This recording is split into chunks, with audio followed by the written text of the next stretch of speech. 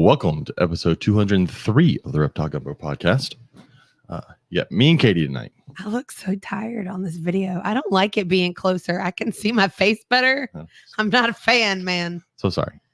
Also, I apologize. My voice is like, I'm not coughing anymore. So that's good. That's a plus. You say that, and then you're going to go into a coughing fit. But hopefully no one. God, I sound awful. Hopefully no one played the drinking game during Hayden's episode and died. They would have died. Anyways, so what do we got going on? Let's do sponsors, and then let's do sponsors. Do some update stuff, and then we'll get. We got some update stuff.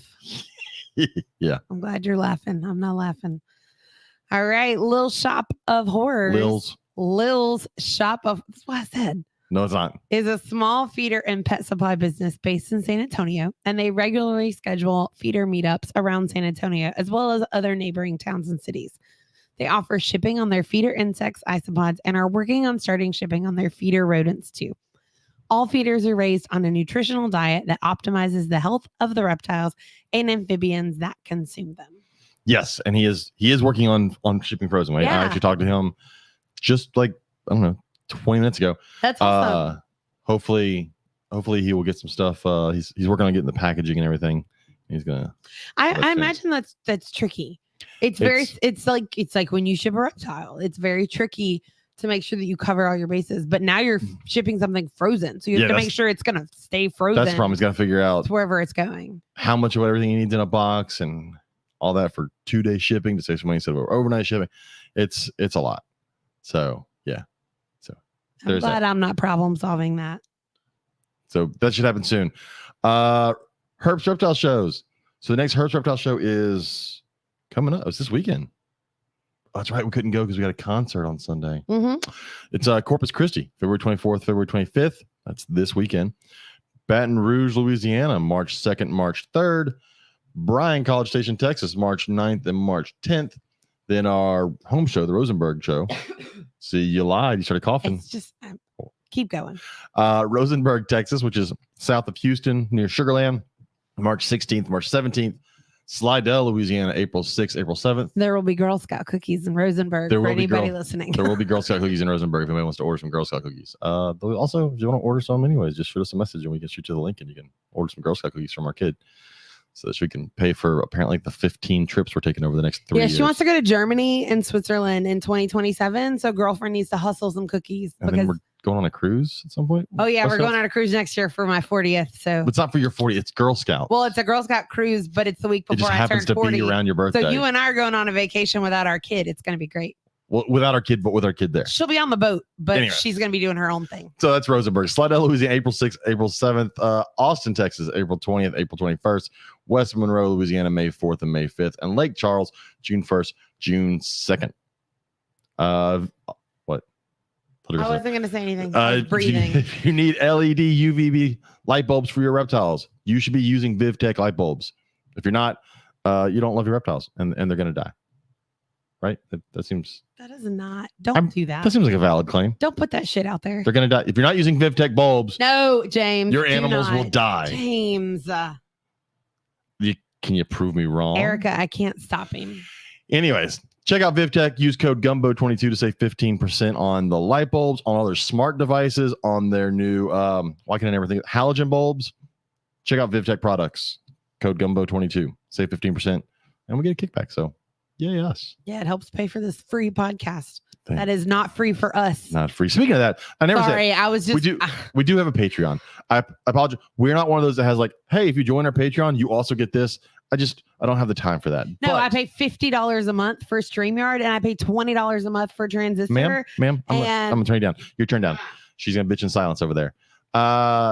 If you want to, you don't have to. But if you would want to join our Patreon, feel free to join. Do the $5, $2 a month. That's I don't care. We need sponsors for.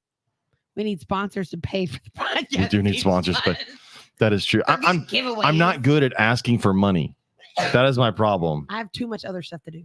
It's 203 episodes, and I'm still not good at asking for money. But we do have a Patreon. It is the Reptile Gumbo podcast. If you did not enjoy this so much, and if this podcast did not bring you as much joy as it does, I would not be nearly as cool with doing it. I do it all for C Anal Side Exotics. Oh my God. No. They're always in the chat. Love C Anal Side Exotics. No. Darren and his 2 snakes. Okay, maybe Darren. I do love Darren. Oh, put my phone on silent. Gosh, James. I know. How unprofessional. So unprofessional. But check out our Patreon. Feel free. We do not have a giveaway this month, but we have a couple of What do things. we do? No, we don't, because it's You're not the gonna do it? 20th. I'm not doing a giveaway now. Kidding. But we do have several things I bet. coming up for giveaways. We bought a cool 500-piece puzzle that looked really neat. Some reptiles on it. That's going to come up soon. I've got some Lego behind me that we bought that has a was it a turtle? Oh yeah, a little sea turtle.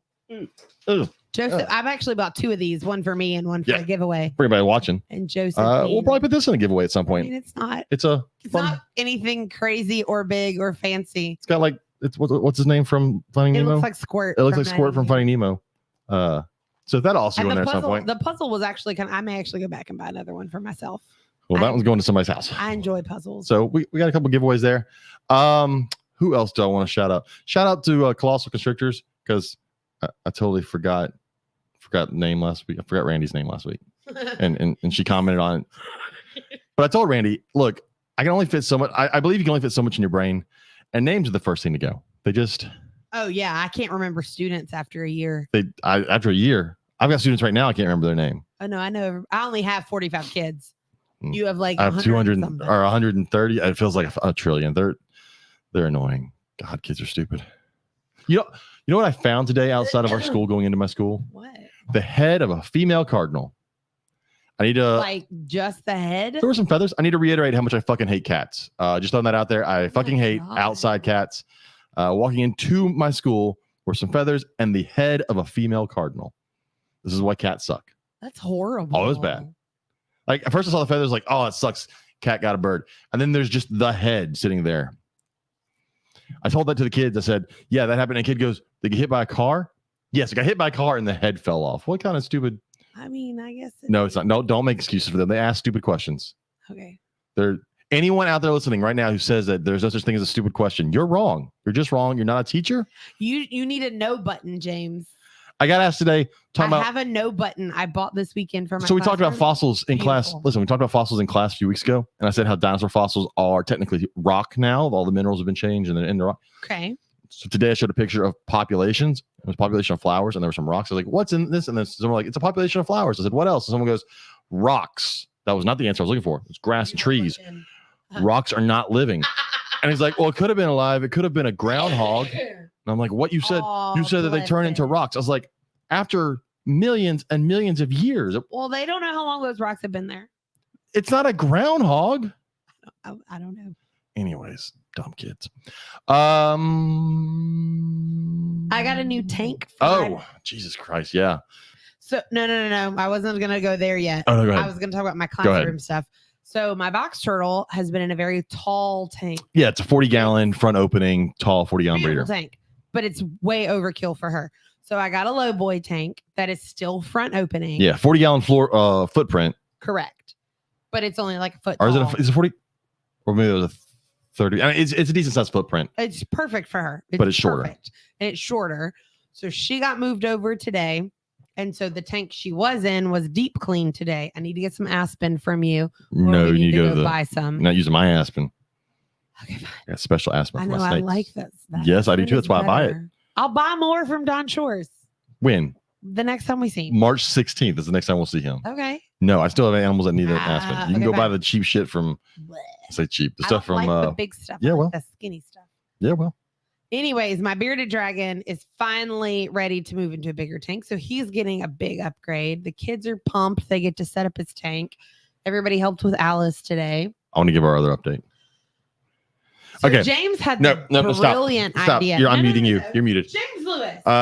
So 3-ish years ago, Katie, in all of her infinite wisdom, goes, I want to buy some newts. In my defense, I thought they would be better to take care of for me, and I would be better with them than I would be axolotls. But she wasn't. I am. I've fed them for the last 3 years. Anyways, so hold on. Here it goes. So we got these newts. They're Spanish rib newt. Spanish rib newts, or as I referred to them as fat newts, because they look like fat newts. Their names are Pollo and Gonzo. I had no idea they had names. They have names. You're gonna have to change it. Which one? Chicken and duck. That's their I name. guess Pollo is the now female. I guess. We had them in a small tank, and I'm gonna tell you, if you've never had a Spanish rib newt, they're pretty much bulletproof. We've ignored them a lot, and they've done great. And so we decided, you know what, we're going to buy a nice tank from them. They're growing. They look like little fat manatees. Yeah, when they're bigger, they need like a 10-gallon, but we found a nice 3-gallon with a filter and everything, and they're pretty good size in the 3-gallon. Gorgeous tank. So it's wonderful. Katie comes upstairs the other night, the day after we put them in there, and goes, "Hey, new tank, water change." One of them has the other one in a headlock." I was like, "Okay, whatever." And I go downstairs. In my defense, no genitalia was close to each other. It literally was just a headlock. I go downstairs later. I'm like, that's not a headlock. They're mating. And if you don't know how these things mate, the male actually gets underneath the female and locks her arms like they're doing MMA underneath. And then he splooges on the ground and then slams her vagina on it. It's the weirdest way to breed. I'm not making this shit up. I wish I was. I couldn't make that up. Which is why I didn't know they were breeding, because I had no clue that's what it was like. Slams her vagina on the sperm. And then 2 days later, she lays 70+ eggs. Surprise! We have a breeding pair that we didn't know was a breeding pair. So we now have 70+ eggs in a container downstairs. There's a brine shrimp hatchery on its way to my house. And we're gonna hatch these things in like 10 days. No, it's 8 now. That's true. It's like next Wednesday. Because it's 10 days from the days that they're laid. Yeah. Which is next Wednesday. So we're gonna have Spanish rib newts. Yeah. So there's that. I can't even wrap my brain around the fact that we have Spanish rib newt eggs downstairs now. Katie's like, we can just get rid of them. But as a Catholic, that seems messed up, Katie. Katie, you know you can't abort stuff. You're a Catholic. I mean, I don't want babies. What? You don't have that choice. You don't have that choice. Well, you and Joe want babies. So you and Joe are going to have baby newts. Baby newts. Yeah. Ain't no baby humans around here anytime soon. No more baby humans in my house. So yeah, that's our update. You can check it out on our Facebook group. Well, we posted a picture of the eggs and of the male wrestling with the female. And again, he just slams her vagina down onto the sperm. It's the weirdest way. I don't know how nature chose that to be the way. That's why I had no clue they were mating. Like normally you see animals and you're like, oh yeah, they're mating. No big deal. No, go look up videos of Spanish ribbed newts mating. And the one on the bottom is the male. I know it seems counterintuitive, weird. But that's how it is. And they just slam them down. So we'll keep you updated. So we're all updated. Let's get to our guest. Yeah. Oh, it's been so long. I'm going to mess up the name now. Fadi. I didn't want to get it wrong because names are important. He's laughing at me. This is not nice. I see it's written on the paper. It's phonetically spelled. That's what I have to do to my students so that I say their name correctly as well. Okay. What? Your name is important. It's it your is. I identity. just didn't. The first name was the one I'm good at.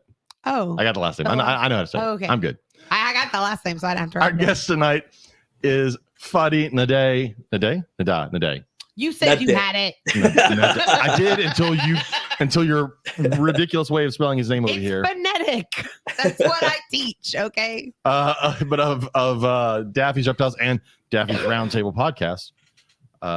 How's it going? What's up, guys? What's up? Thank you very much for having me. First of all, let me say your intro is hilarious, and I need to make my intros longer and this funny because I just jump into it. But I've been laughing back here for whatever. I'm still like I walked in and I was like, oh my God, those eggs are still there. This really happened. Like I thought it was going to be a dream, and it's just one more crazy. I just can't get over the MMA method of making her pregnant. Just could you imagine if people just guy just splooges on the bed and then slams the woman onto the bed and walks away, and then she has a baby.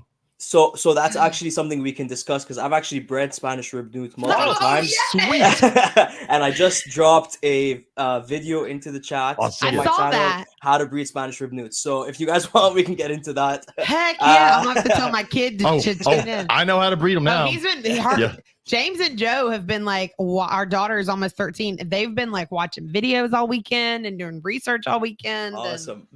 I'm ready to raise. I mean, they're a lot of fun. When they make their mind up, they go all in. Well, I also feel that they're a better option to the axolotl. I'm a huge sounds bad. I'm a huge anti-axolotl person to the general public because I can't imagine how many axolotls have been killed because of Minecraft. Oh yeah, it's true. And I'll tell you what. On top of that, they are more entertaining to watch. Axolotls, I've kept both, and axolotls are usually just kind of sitting there, whereas like Spanish rib newts, they're like you said, they're wrestling, they're tumbling, they're doing gymnastics, they're all over the place. They're a lot of fun for sure. Yeah, see, I'm gonna laugh if his video is one that y'all have already watched this weekend. I'm sure there's only a handful. I was looking for it, but I couldn't. It wouldn't let me open it.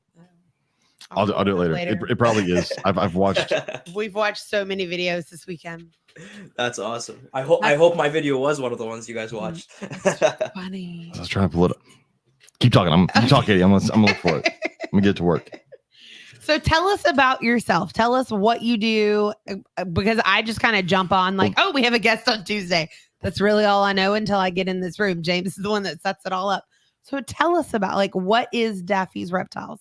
Awesome. So my name is Fadi. Hello, everybody. Feel like since you guys are school teachers, I can do it like, stand up and do an icebreaker at school. Yeah. So I'm a reptile keeper. No, okay. So I've been keeping reptiles for around 10 years now. Daffy's Reptiles kind of just started as an Instagram, just posting up pictures of stuff I was keeping. And then it sort of transitioned into a YouTube channel and then a podcast. Reptile keeper, mini breeder. I enjoy breeding. Like that's one of my favorite parts of the hobby is breeding. I don't breed too many species, but the breeding is what fascinates me the most, I guess you could say. It's been a fun journey in the hobby. I now work for the reptile expos up here as well, so I get involved in all of the community aspects of the hobby, and it's in simple terms, I live, breathe, and eat reptiles. So I don't actually eat reptiles, just for anyone listening, but you know what I mean. We lived in Louisiana for a while. People eat all kinds of crazy stuff down. Oh shit! I just realized his was the main one we watched. It was the main video I watched. Your voice sounded familiar too. Yeah, I think we watched your video at least a dozen times. Nice. Yeah. Well, if you guys have any questions, feel free to message me. I never looked at the name on the video. I just was watching videos. Yeah. I would recognize it. When he posted the link and he said he has videos, I'm like, this voice sounds like I thought the same thing too. There we go. Nice. It is a great video and it was very informative. Very good video. Thank you very much. Thank you. Yeah. That's because we looked at the private parts of the newts in your video, and then we went and looked in our tank and realized with flashlights and everything. We were like, oh god, it's real. Oh no, we do have a pair. Yes. Yeah. And then we would like watch other parts of the video, and then we would like run to the tank to see what was going on. And oh man. Yeah, and you said so 70 plus eggs. That's probably just the first clutch. It's gonna get worse. Yes, because I'm pretty sure yours is the video that says once they start having babies, they don't stop. I heard that and I yelled "fuck." That is very so crazy. Honestly, and you can kind of like induce them to lay eggs by like water changes or feeding heavier and whatever. And at first, when we were like actively breeding them, I was actually breeding them with Greg from Beneath the Canopy Exotics, as a friend of mine, but we were breeding them together. When we were first breeding them, was actively trying to get them to lay eggs and whatever. And then we kind of just stopped, and I haven't done anything. I'll still feed them. I'll still do water changes every now and then, whatever. But they're still laying eggs on like a schedule nonstop without even. So they just do it. They're fixing to get split up. Like we're gonna have to separate them. Oh no, I'm making money off these damn things. I need to buy rodents, so I'm gonna sell newts to buy rodents. So now you don't live in the States, right? I live in Canada. He's a Canadian from Canada. Yes, I live in Ottawa, in the capital. Oh, okay. Yes, I have relatives that live in Nova Scotia. Nice. So that's far from me. Yeah, that's pretty far away. I was like trying to say how far, but I don't actually know. I have an uncle. I have a Canadian uncle who's and so retired. Fadi, I know you haven't watched enough of this podcast. I may make fun of you as a Canadian, but I mean it with all due respect, except for some other people in the chat. I make fun of them with no respect. That is completely okay. Actually, funny enough, when I first started listening to Reptile Podcasts, this was one of the first podcasts I found. Oh, I'm sorry. Bless you. I'm sorry. So many better options. It blows my mind that people listen to us. Like that is, guys. Like you said about the name, be proud of you. You said be proud of your name. Be proud of the podcast. There you go. But it's not my podcast. I'm just here because I'm married to this guy. you add stuff. I do. But people like me. So the name Daffy's Reptiles, where does that come from? Right. So I was born in the Middle East, and my name is Fadi, and Daffy was sort of just a nickname. So when I used to do stuff, I used to just put cartoons on in the back. It was just like I always loved cartoons, and Daffy Duck was obviously one of the ones. Okay, that's what I was wondering, if there was a connection. There isn't really, but my friends just started calling me Daffy, and then I moved to Canada, and I was like, what's easier Fadi or Daffy, and I went with Daffy. Although like 9 years later, I will say I should have just went with my name because now everyone's calling me that anyway, and people get confused of like what's that or who's Fadi, who's Daffy kind of thing. But It's funny that's you kind of where it say started that. out. Yeah. When we moved to Texas 3 years ago, our daughter, who was in 5th grade at the time, she goes by her middle name, which is Josephine. Her Okay. first name is Leighton. She's named after her grandfather. And she decided she was going to go by Leighton when we moved.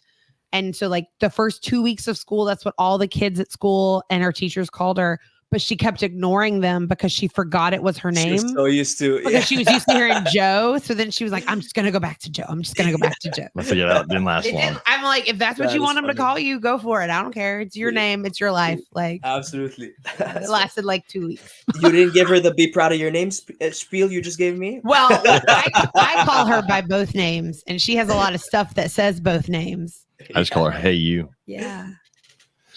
Whatever she Hey, is you. called. So what all do you keep? Because So I know you have fish. I saw that you'd have fish. I do keep fish. So I started before I even moved to Canada. I started my hobby journey in keeping fish, and I still do keep them. Not as much as I used to, but I still do keep them aside. I really do enjoy killifish, so I always keep a pair or two around. I'm actually in the process of like shutting down most of my aquariums now and kind of shifting my focuses around. But I do keep fish, as you said. I keep Spanish rib newts as well. I keep red belly, the red belly fire newt. Oh, those are cool. Those are hard to find now. Almost impossible to find. They shut down all importation. Absolutely. When we found one breeder in Vancouver, which is all the way across Canada, and we immediately made an order. Me and a bunch of friends, and yeah, I've had them for like 2 years now, but they're not growing as fast as I'd like to. They're not. I hopefully soon enough we can get them into like the breeding age, and sort of start spreading the newt love around again. But they're still a little bit small. But yeah, that's pretty much it on the like fish and amphibian side. And then for reptiles, my main focus recently has been mountain horn dragons and dwarf sand geckos. So I keep 4 species of mountain horn dragons and 3 species of dwarf sand geckos, and a couple of miscellaneous sites. So I have emerald tree skinks. I have some carpet pythons. Hey, I've got emerald tree skinks right behind me. They are awesome. They are awesome. I wish mine were more. My original pair are wild caught. So they don't love me very much. Oh no, these are captive very bred. They hate me. Oh, they hate him. Oh, They do love they? the rest of us. Interesting. Oh, they just specifically him? Well, Just it's not, him. no. That's So fascinating. they won't come out to you. No, my friend that I got not onto your hand and run Oh, around. not like My Brittany. friend that I got them from that bred them. She puts her hand in with hers and they'll come out on her hand. They'll eat off of her hand. They're wonderful. She's like, yeah, they do that. I got these. No, they don't. They just don't. That's interesting. So my adult pair, like I said, wild caught, they won't come near me. The female will kind of come towards me, maybe eat off tongues or whatever. But the babies, like right out of the egg, on my finger, no problem. Oh, that's And awesome. They're barely moved. So they're a cool species. They're not really what I'm focused on, but I have them opposite my couch. So the TV is one way, facing one way, and then it's like an L couch, and the TV is facing one of the sides, and they're facing the other side. And I tell people honestly, they're just as entertaining to watch as the TV. They're always on the move. They're always jumping around. Oh yeah, they're fun to watch. They're kind of like little monitors, almost like little tree monitors. I mean, they are very active, and they definitely pay attention to what's going on around you. They're fun to watch. These mountain lizards look cool. Mountain horn, yeah, that's neat. I didn't know what they were, so I Google a lot of stuff when I don't know what it is. For sure, yeah, they're awesome. So I have 4 species of them. They all kind of have different horn structures, different patterns, different face colors. So they're absolutely fascinating. Also, just for the people in the chat, what's up, Jason, and what's up, Chelsea? So what sand geckos do you keep? So 2 species of Stenodactylus, Stenodactylus petrii and Stenodactylus, and then Tropicalotes stuneri. So those guys are, the common name for them is the dwarf Algerian sand gecko, and they're only about 2 inches. So like the adults are this big, and then the stenos, they're what's more popularly known as the dwarf sand gecko. So there's multiple different species, but only like 4 or 5 in captivity, and they're a fascinating little gecko. That's adorable. They're adorable. They do the little tail wags. They're so much fun to watch hunt, and actually, if you're in the room and you like turn off the lights and kind of just sit there for a little bit, you can even hear them chirping and like kind of like that's rustling around. And cool. yeah, they're awesome species. I really they're starting to become more popular. I could like sort of see more people getting into them. So actually, just like Chelsea in the chat recently got some Stenodactylus. But yeah, people, like I really do hope that one day they're just as popular as like crested geckos and leopard geckos, because there's awesome, there's a awesome lot of small geckos that are really cool that people don't know. A friend of ours, Brittany Reed, does some really cool. She does those viper geckos. I think the viper geckos are so cool. So neat. So cool. She has Just cave geckos too. You don't those really see those a whole lot. yeah, those are bigger, but Yeah. like she has those chameleon geckos, which I think are really cool looking. And then I had a friend before that used to do barking geckos, which are a really cool looking one. But there's tons of little gecko species that everybody pays attention to cresties and leopard geckos. But I'm like, there's a lot more out there. I think people just need to see them more. Yeah, absolutely. Give them a try. I think the problem with or the reason everyone gets into those is that there is that connotation of like beginner animal, not beginner animal. So people are like, oh, that's not a beginner animal, I'm too scared to try it. But if you go to like different regions in the world and ask them, so like we had a guest on the podcast once, and he was like, oh, I'm just starting out with like beginner geckos, and he said knobtails. I'm like, oh, that's crazy. To you guys, knobtails are like beginner geckos, but in Australia, but to us, that's like an advanced species. Oh, yeah. So I think the belief that some species are beginner and some species aren't is what is keeping the majority of people keeping crested geckos and leopard geckos and etc. Yeah, and the problem is the idea of beginner. There's so many issues. I was listening. I was on Instagram, and why can't I think of their podcast? If I pull it up, it's the two girls that come into the chat every now and then. Is it the Wild Neptune the Chameleon and yeah. I have I can't remember the name of the podcast now either. I know who you're talking about though. Yes. Yeah, little blurb was talking about beginner reptiles, and I've always had an issue with the word beginner reptiles. There are definitely some reptiles that are easier to take care of than others. But like people always throw, my biggest one is bearded dragons. Like people always throw bearded dragons out there as a beginner reptile. I'm like, that is not a beginner reptile. The setup alone does not set itself up to be a beginner reptile. That's a very large, expensive setup. It's a decent sized animal. I mean, it just seems like if you're gonna go beginner reptile, I definitely would see crested geckos just because of the diet they eat. It's easier to do. It's room temperature. It's kind of like how so if we go with the newts, right? Axolotls aren't a beginner newt. Are a beginner salamander, right? Well, but Spanish rib newts are like bulletproof. I found that these things are would be so much easier for someone to do. And I think a lot of that has to do with the fact that not everyone is a beginner level. And because not everyone is starting at that same level, they can't start at the same reptile. So you can't just lump all this into a beginner reptile. Like, for example, like I have a bearded dragon in my classroom, and I have a student who this is my second year having him, and he's been helping take care of this bearded dragon since then. He is 100% capable of getting a bearded dragon as a beginner pet. But that's different. But that's what I'm saying. Like, yes, it will technically, because it's his first reptile, it's his beginner reptile, even though that's not the right term that needs to be used with him getting a reptile like that. Yeah. So I think maybe the terminology needs to be adjusted. As a hobby, we also kind of pushed the most popular, and I'm super proud to say that he's going to adopt one. So we push certain things onto people, right? I don't always think ball pythons are the best beginner snake. I think there's other options. I think we need to stop selling fucking sulcatas to people, because we need to sell Greek tortoises to them first. Like redfoots or a redfoot. Yeah, absolutely. Or hermans, those are good too. I think what it needs to be is it needs to be, instead of a beginner reptile or an advanced reptile, it needs to be put more into categories. So like insectivores versus omnivores, like you said it, crested geckos is a great beginner reptile because it's what their diet is. For people that don't want to deal with insects, that's why they're considered beginner reptiles, right? But if you were to sort of categorize. Thank you. Like, okay, you have a cold room, you have a warm room. This species would be more of a easier reptile for you to be able to handle in this environment with your availabilities around you. It's probably a better idea to go with than beginner reptile or advanced reptile and classifying all these species into a class. Well, and we tend to lump, if it's an animal that has produced a lot in the hobby, as being a beginner animal. And again, that's not always true. Some things are just produce a lot in the hobby, right? Because they're hardy and easy to produce. Yeah. I produce sand boas, and I think sand boas are a great beginner reptile because of size and ease of care. But then you get people go, well, you don't ever see it. Well, you do if you take it out. Just take it out. Like, it's the reason you own it. But it doesn't ever get too big. If it's in a 10-gallon tank, it'll be fine.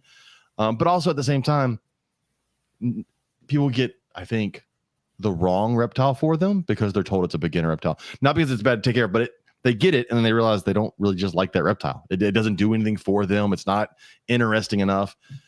And that gives them kind of a bad taste in the hobby. Whereas if they would do more research, they'd find another reptile that may be just as easy to take care of, that's way more interesting to them, that suits them better. Yeah. That's why I prefer colubrids over ball pythons, because like I have a corn snake in my classroom. She moves all over the place all the time. And that's what I like. That's what I enjoy. If I hold something, I don't want it to just sit. I want it to move. And I enjoy the feel and the movement of a snake when I hold it. Yeah. But then to counter that, when you want to sit with an animal and watch TV, do you not want it to kind of just sit there? So we're not really normally do that though. No, Yeah. Okay, there we go. So I think it kind of depends on your habits and the personality of the person as well, right? Absolutely. Because if I'm gonna sit and watch TV, I'm gonna get a lizard out. Like in my classroom, like if I have kids that want to just sit and hold something, or like if they're having a bad day, we'll get something out, because I mean everybody not the crested. Not the crested, because he jumps. But like they'll get like the bearded dragon, or fat tail gecko. We have a fat tail gecko. We have a leopard gecko. We have a box turtle. Like they'll get one of those out, or the guinea pig or something like that. Yeah, that makes sense. It's just there's so many people get a bad taste in the hobby in the beginning because of what we tell them is a great beginner, and like you said, there's so many things out there that people just don't know. We didn't know about these newts until one person on the show just had them. We're like, let's get them, and then like I said, they're bulletproof. I'm not going to lie, and I'm not going to sugar. We have not taken the best care of these things, and they just laid 70 plus eggs the other day. I mean, and in reality, I've never seen them exhibit any mating behavior until after we upgraded the tank. You also realize that was at the 3-month point when they're also sexually mature. Yeah. The 3-year mark. 3 year, yeah. 3 year, yeah. I was gonna say 3 months, months, definitely not. Yeah. That was the other thing. I was like, oh my god. They get sexually mature around like 12, like a year-ish, like 10 months to a year-ish. Yeah. They are ready. Yeah. And then I never tons of space. I just have now, never too. paid enough attention to how goofy the front legs on the male looks until this all happened. I'm like, God, he does look stupid with these big. You see the pads, the pads, and they're kind of like angled out arms. It's just absolutely. It's just the weird, like, it's not how I would have ever assumed they would mate. You would just assume like the rest of the things, they'd get on top of them and curl around and mate, but just to like literally put them in a lock and like, I'm gonna slam you onto the bottom, and then they start wrestling around. It's the weirdest thing. Oh yeah, it was crazy. Yeah. They're a lot of fun. Lainey said, I like them. Beginner is a weird thing to explain. I think it comes to what the person is willing and wanting to provide for the animal. Absolutely. Yeah. Absolutely. Look, I've said before, my first pet snake, my own first pet snake, is a horrible first snake. My first one was a Brazilian rainbow boa, and he lived for 20 years. But I fucked up a lot in the first 5 years of owning him, because that is not one I would suggest someone go, hey, your first animal should be this, unless you've done a crap ton of research, which I didn't. I went to a reptile show and it looked pretty, and the guy sold it to me. How old were you? I was a junior in high school, and the guy was like, yeah, this is easy to keep. I was like, sure, it's pretty, let's get it. And the biggest problem was he screwed me over. The snake screwed me over. He was nice. Had he been like every other Brazilian rainbow boa and tried to kill me, I probably wouldn't have got him. Oh yeah. But that's the snake that got me over my fear of snakes. When we started dating, I wouldn't even go in the room with the reptiles that he had. And then I just started watching Ozzy from a distance. And then I was like, you should go get him and just stand by the door. So then he would like stand by the door and hold him. And then eventually I would let him get closer. But he was just like this little old man. Like he had the coolest personality, super chill. Yeah, his babies have never been like that. So do you guys not recommend? Funny enough, that's exactly the next species of animal I'm looking into and doing all my research. They're amazing. Oh, they're awesome. Oh, so you do recommend? Everybody. They're a great pet, and you've got enough experience where it's just a matter of humidity and making sure. Because look, when they're babies, if you let a water bowl go dry, and I don't hide anything. I killed an entire litter over a decade ago because I went to do water changes and then left the room and forgot. And they came back the next day, and they didn't have water, and they all died. Wow. They will dehydrate as babies. They're fascinating. They're beautiful species. They're I feel love like if them. you can do amphibians, you can do anything though. Like that's You'd be Yeah. surprised. amphibians have always scared me. You'd be That was surprised. why I got newts. People are always saying dart frogs are so hard and all of that. If you can keep fruit flies alive, That's my problem. That's why I won't have refuse to them. do dart fruit frogs are flies. so easy. It's the fruit flies that are hard. No, but that's I what I'm have trying to say. is always like PTSD with fruit yeah. flies. I So. had to do them in college for a genetics class, and I refused to ever raise fruit flies for anything. That's why I was like, oh, we can do these baby newts. He says he did them in college, but they lived in my dorm room because they kept dying in his dorm room. So he had to do the experiment in my dorm room. So I had fruit flies in my dorm they room. didn't fly. They were weren't. wingless. They were contained. They were wingless.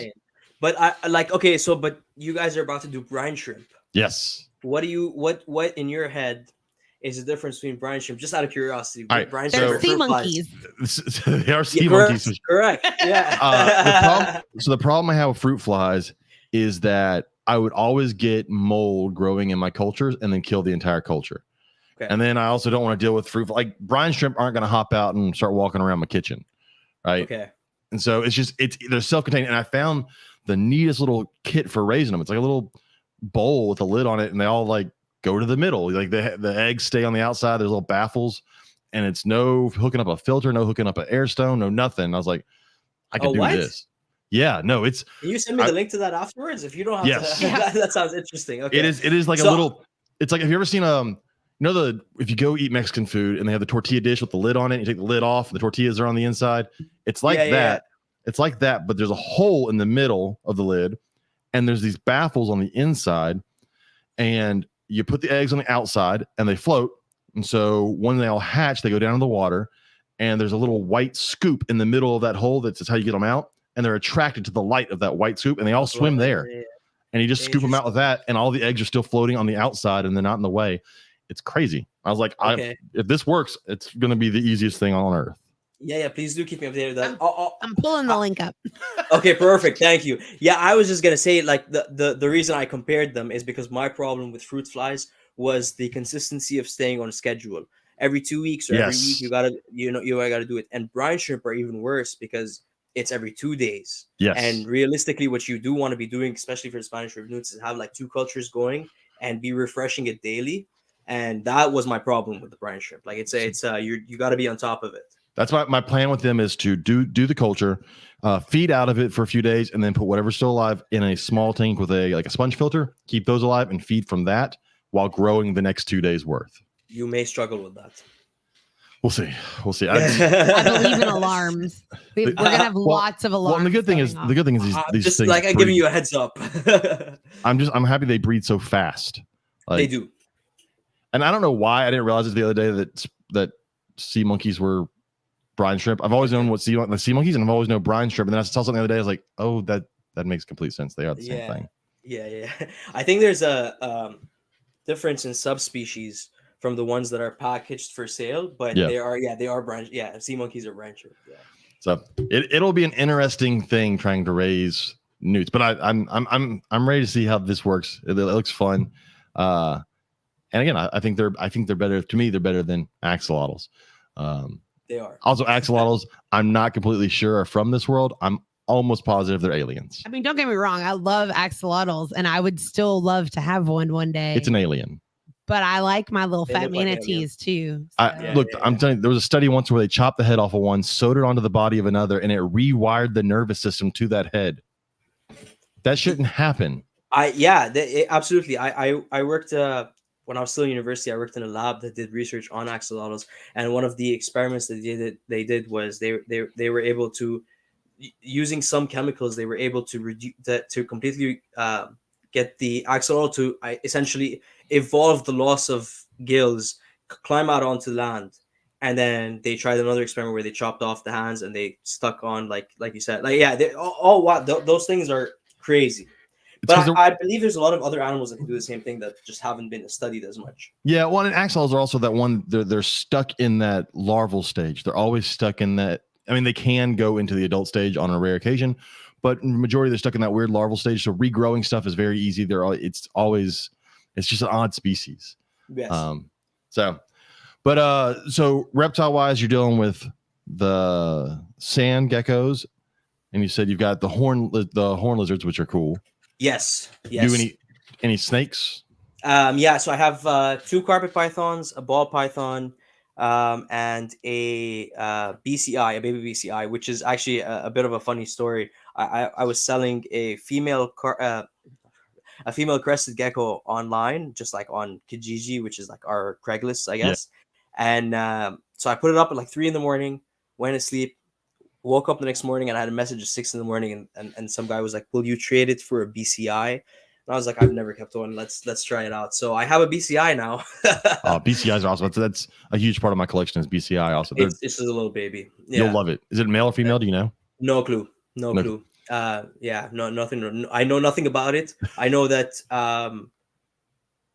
that it was bred in my city, and then was traded for this snake has had like a journey, and it's only like a little baby, but it was traded for a ball python, and then this guy traded it with me for a crested gecko. So now it's gonna stay with me, but I have no idea. I have no information about this snake. It's such a weird trade for someone to go, you know what? I think I'd rather have a crested gecko instead of this boa. I mean, like, not to put value on animals, but it seems like the value of that trade was not there. No.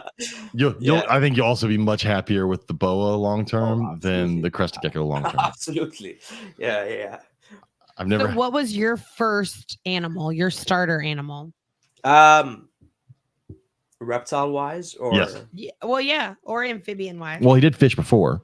That's the thing. I've been keeping fish for a very long time. And even reptiles, while I was younger, I did keep red-eared sliders. But like, as properly in the hobby and properly as a reptile keeper, I started with crested geckos. So I started keeping crested geckos. Got one, got the whole obsession. Bought a bunch of females. Started breeding them for a couple of years, and then I sort of expanded to other species. And now I'm going the other way, where I'm just selling off my crested geckos one by one. Because you realized how stupid of an animal a crested gecko is. I think they're IQ trying to get me reptile canceled. No, I love Charlie. As an animal, I think they're really cool. But IQ wise, God, they're dumb. Yeah, all 16 will have one brain cell. Absolutely. Look, they're. I'll tell you what. The first one that I ever got, I put more time into him because it was my first reptile, and all my friends got really interested. So everyone would come over and like pick him up and take him out. And when it was like all the focus was on him, I did see behaviors that I didn't see when I was breeding and had all these numbers. And as like, so they were an interesting animal to me then. But once you have so many and you're not giving them the attention, they kind of do start to feel like they're brain dead a little bit, and that you're And I will say, I've noticed. So we used to keep we keep our crested gecko. We keep all our reptiles at the house during the summer when we're not in school, and at home that crested gecko just hides. Like we never see it, nonstop hides. And then we did an event at her school a few months ago. We brought the tank down from her room, and we had all these people, and it was a big event. A lot of people. He's out walking around, all in his cage, everywhere. Like he's out all the time during the day at school too. It's such a weird behavior. But it blew his mind. He was like, "You could see him." You know, like, he's out all the time. At home, there's 3 of us. It's quiet. You would think he'd come out. In the classroom, there's tons of 4th graders screaming and yelling and doing whatever. They're not completely crazy. Okay, I have class management. Yeah. So you say. But he's used to the noise. I mean, I'm the loudest one in there. Let's just be real. But you're exactly right. He's used to the noise. And so that behavior is definitely different than he was here. And it's definitely, I can see where it'd be different than someone's got a whole bunch of them in a rack system of tubs or something and not really handle them, and they don't see people. And yeah, exactly. Yeah, absolutely. But they're a cool animal. The whole jumping out in the middle of nowhere. I'll say, like, yes, that is very like frightening or frustrating, but I think they're a cool animal. But there's like that's the beauty of reptiles, right? There's so many different species to explore that it's kind of like, I think in the fish hobby, it's very normal to be like, okay, I'm gonna set this fish up, I'm gonna keep it for a couple of months, and then I'm gonna trade this fish out for another fish, and so you're always exploring and learning all these other different species. And see, that's weird to me too. I've owned fish, and I've got a 55-gallon tank downstairs, and right now it's African cichlids, and the only time I've ever not had, like, Fish die. They have to die before I've gotten rid of one. Oh, okay. Yeah, so I'm completely the opposite then. Yeah. I've only ever gotten rid of one because someone gave me a giant ass clown knife. Please let me tell the story. Please No. let me tell the story. Go ahead. Okay, so James had one fish that we cried over. No, when that fish wasn't only that died. wasn't what it wasn't that fish. He went No, to it eat wasn't. it. No, it wasn't. Oh. See, long story. I love catfish, and I had a little bumblebee catfish in there, and I had this huge, massive clown knife, and I had a bunch of other stuff. But I turned around at one point, and the clown knife has my bumblebee catfish in his mouth. That's exactly what I was just about to say. No, you were talking about the Raphael catfish. That's the one I cried over. Oh, just kidding.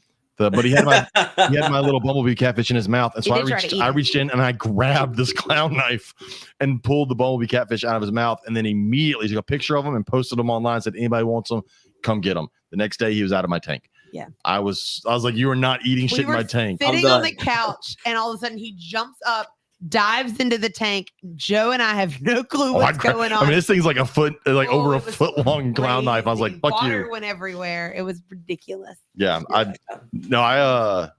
don't get rid of fish. If they die, that's the only way. When we moved to Texas 3 years ago, everything made the move, and we got here, and it was great. And then I made the mistake of buying one fucking angelfish from PetSmart, and then I got ick.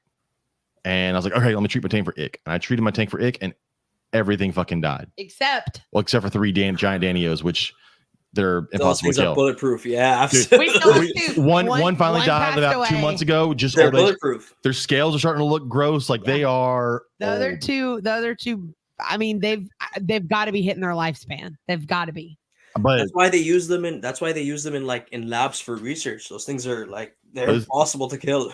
They're the only answer. So I had a Raphael catfish that I had for over a decade. That one killed me inside when it died. But everything died except for these 3. And I'll tell you how bulletproof they are. I said fuck it, and I just left the tank. I said fuck. I turned the lights off. The filter was going, but I wasn't paying attention. I just said fuck it. And every time the water would get too loud from the filters, I would just pour water in there. I'm like, I'm done. So TDS is just getting higher and higher every time. So and then I don't know, it was probably like 7-8 months later. I was like, you know what? I want to try to do fish again. And I turned the lights on. There's 3 fucking Danios. I mean, I've been feeding them here and there every now and then when I think about it, but those 3 fucking Danios, like, we're still alive. We're great. Swimming around. And so then I was like, I'm gonna do African cichlids now. And so I went and got African cichlids, and they're living in there with the African cichlids. And that's crazy. Like I said, one died a couple months ago purely of old age. Like they're starting just to look old. Their scales no longer are all nice and shiny. Like some of them just look like they're dull and missing. I'm like, yeah, they're going soon. But yeah, it's mostly African cichlids, and then I do have catfish. I have a weakness for like small catfish. Yeah, I mean they're awesome. I don't blame you. So I love my fishing. It's one of my favorite things. And we've had it for since 2007. We've had it. Yeah. It's been a minute. We got married, and it's gone through several transitions. We did tropical community fish at one point. This is my favorite though. The setup you have now is my current favorite setup. I do like the cichlids now, the African cichlids, because they have a personality. Oh, and you start to kind of learn them. They though. We just got. They learn you. Yes, they do. Because he'll walk in the room and they automatically swim to the top of the tank, like, okay, come feed us. Yeah, it's fucking hilarious. Like if I'm walking in, if I'm standing in the living room just talking, and if I look over, they see me standing. They're all on the one side where I normally feed them from, just waiting for food. And some of them are decent sized cichlids now. And yesterday or 2 days ago, we went to the pet store, and the pet store had this small orange blue OB peacock cichlid that and it was small, but I'm like, I want it, and it was at a pet store, like a chain pet store, so it was cheap. So like, I'm getting it. He's been great. I put him in there. He's like a 5th or a 6th the size of these, and he just swims right up next to him and eats with them. Doesn't care at all. He has so much personality. That's awesome. Yeah. That's awesome. Just to answer Nakia's, sorry if I go for it. Nakia's comment. That is, you perfectly described betas. I think it's the luck of a draw, and I think a lot of them they've been overbred or inbred for so many years that it's completely lucky whether you get one. You could put one in like a 20-gallon that's completely cycled and doing well, and it could drop off and die in one day, and you could put it in a cup of water and it could survive for 6 months. It's very random with betas. And I think the number one thing that happens with betas is that people don't realize they're still a somewhat tropical fish, and they let them just get too cold. So I Absolutely. had one in college that I had for like 7 years. And that sucker, I mean, he was great. But I had one a couple years ago, and it was when we had that big freeze happen. And I was like, the house is gonna get too cold. He needs a heater. Like, I need this. I even like moved him to my closet where it's warmer. The heater came in The the day heater after he came died. the day after he died. I was like, Wow. "Ugh." So now I have everything when I decide I want to know. Well, we've got a guy that does our local reptile shows that has some of the most amazing betas. A lot of them are like import betas, and like they're you look at them, you're like, oh, I didn't realize they come in these colors. Yeah. And you know, I mean, they're like $50-$60 fish. and people go, that's crazy. But I'm like, look at it. It's not the blue or red one you get at PetSmart. Like, this is But like the aliens and the all those weird. They're very ornamental looking. you know, Like, you got like 3 or 4 colors on one it's fish, an and art piece that you want swimming around in a tank at your house. Easy. Absolutely. So betas are cool. That's one that when I worked at a chain pet store for a while, and I used to hate when people would come in and want a goldfish. Like, I want a goldfish and a goldfish bowl. I'm like, well, that's not a thing. You want that one goldfish, you're gonna need a 20-gallon tank. I'm like, well, I've had goldfish before. They live a long time. I'm like, how long? It lived for like 3 months. I'm like, it should live for like 50 years. That's not 3 months is not a long time for that goldfish. You killed it, but they don't want to hear that because they don't want because not even close. You know, they're like, goldfish, it's cheap. Its setup should be cheap. And we see that with reptiles, right? Like, if it's cheap, its setup. Turtles are one of the worst ones, unfortunately. You talk about having red ear sliders. Those are the worst taking care of reptiles. And the problem is they're so tough. Like, they can live through anything, but people just throw them in a 10-gallon tank. And then that lie that they only get as big as their tank. I'm like, oh God, stop that. But that's the problem with a lot of those reptiles is they're so tough, and they can deal with such horrible condition. Yeah, absolutely. I think that's what creates the term the disposable pets, right? Yeah, but and it's hard to get people to understand that. Like, again, we sell someone a beard, they go and buy a bearded dragon at a reptile show for $20, $40, $50, right? And then you tell them, all right, well, you're going to need to spend a minimum of $200 on its setup. And the parent goes, well, I'm not spending that much. I'm like, but you got to. That's how it's supposed to be, right? Like, yeah. And the thing that most people don't get is you're spending that money on the setup once. Yeah. Like, spend it and go big, and then like and then you have the cheapest pet, right? Like with dogs and cats, you're buying food every month for crazy amounts. You're buying litter, you're buying toys, you're buying whatever. With reptiles, all the cost is upfront. Pay it one time, and then like, how much are bugs? Yeah. Yeah. Or you can always be like me, and like my bearded dragon is fixing to upgrade to a bigger tank. So now I'm like, ooh, what can I put in this empty tank? Nothing. What is You're that good. empty tank? Look, Chris Dieter literally just showed up. Chris Dieter, we all know you have 2 Komodo dragons. To make sure everybody understands that, Chris Dieter doesn't have just one Komodo dragon. He has 2 Komodo Let's go dragons. Saturday. Yo, does he actually have Komodo dragons? Yeah, he does. He owns a zoo. He owns a crocodile owns a little zoo. crocodile encounter. And he has place. 2 Komodo dragons. Hey, Chris Dieter, you want to be best friends? No. Here's my bone to pick with you and everybody up there in maple syrup land is y'all can have fucking Fiji banded iguanas. Yes, we Can't can. they have diamondback terrapins too? Well, you can have diamondback terrapins here if you don't live in Texas. We can have them if you can find them. They're like impossible to find here. So but we could have them. Fijis are available. Yeah, cool. Fuck y'all. That's all y'all. Like, that is like our zoo finally got one on exhibit, and this is the coolest thing for me on earth to see it. One of my students actually came to school today, and he goes, Miss Lewis, we went to the zoo on Saturday, and I saw the coolest lizard. I was like, oh yeah, what was it? And it was that one. Because it is the coolest and lizard. I was like, oh, that's Mr. Lewis's favorite. My friend Greg is actually in the chat right now. It's Beneath the Canopy Exotics. Just to make y'all jealous, I can drive there whenever I want and go hold the Fiji banded. Yeah, fuck both of y'all. Yeah. Both of y'all.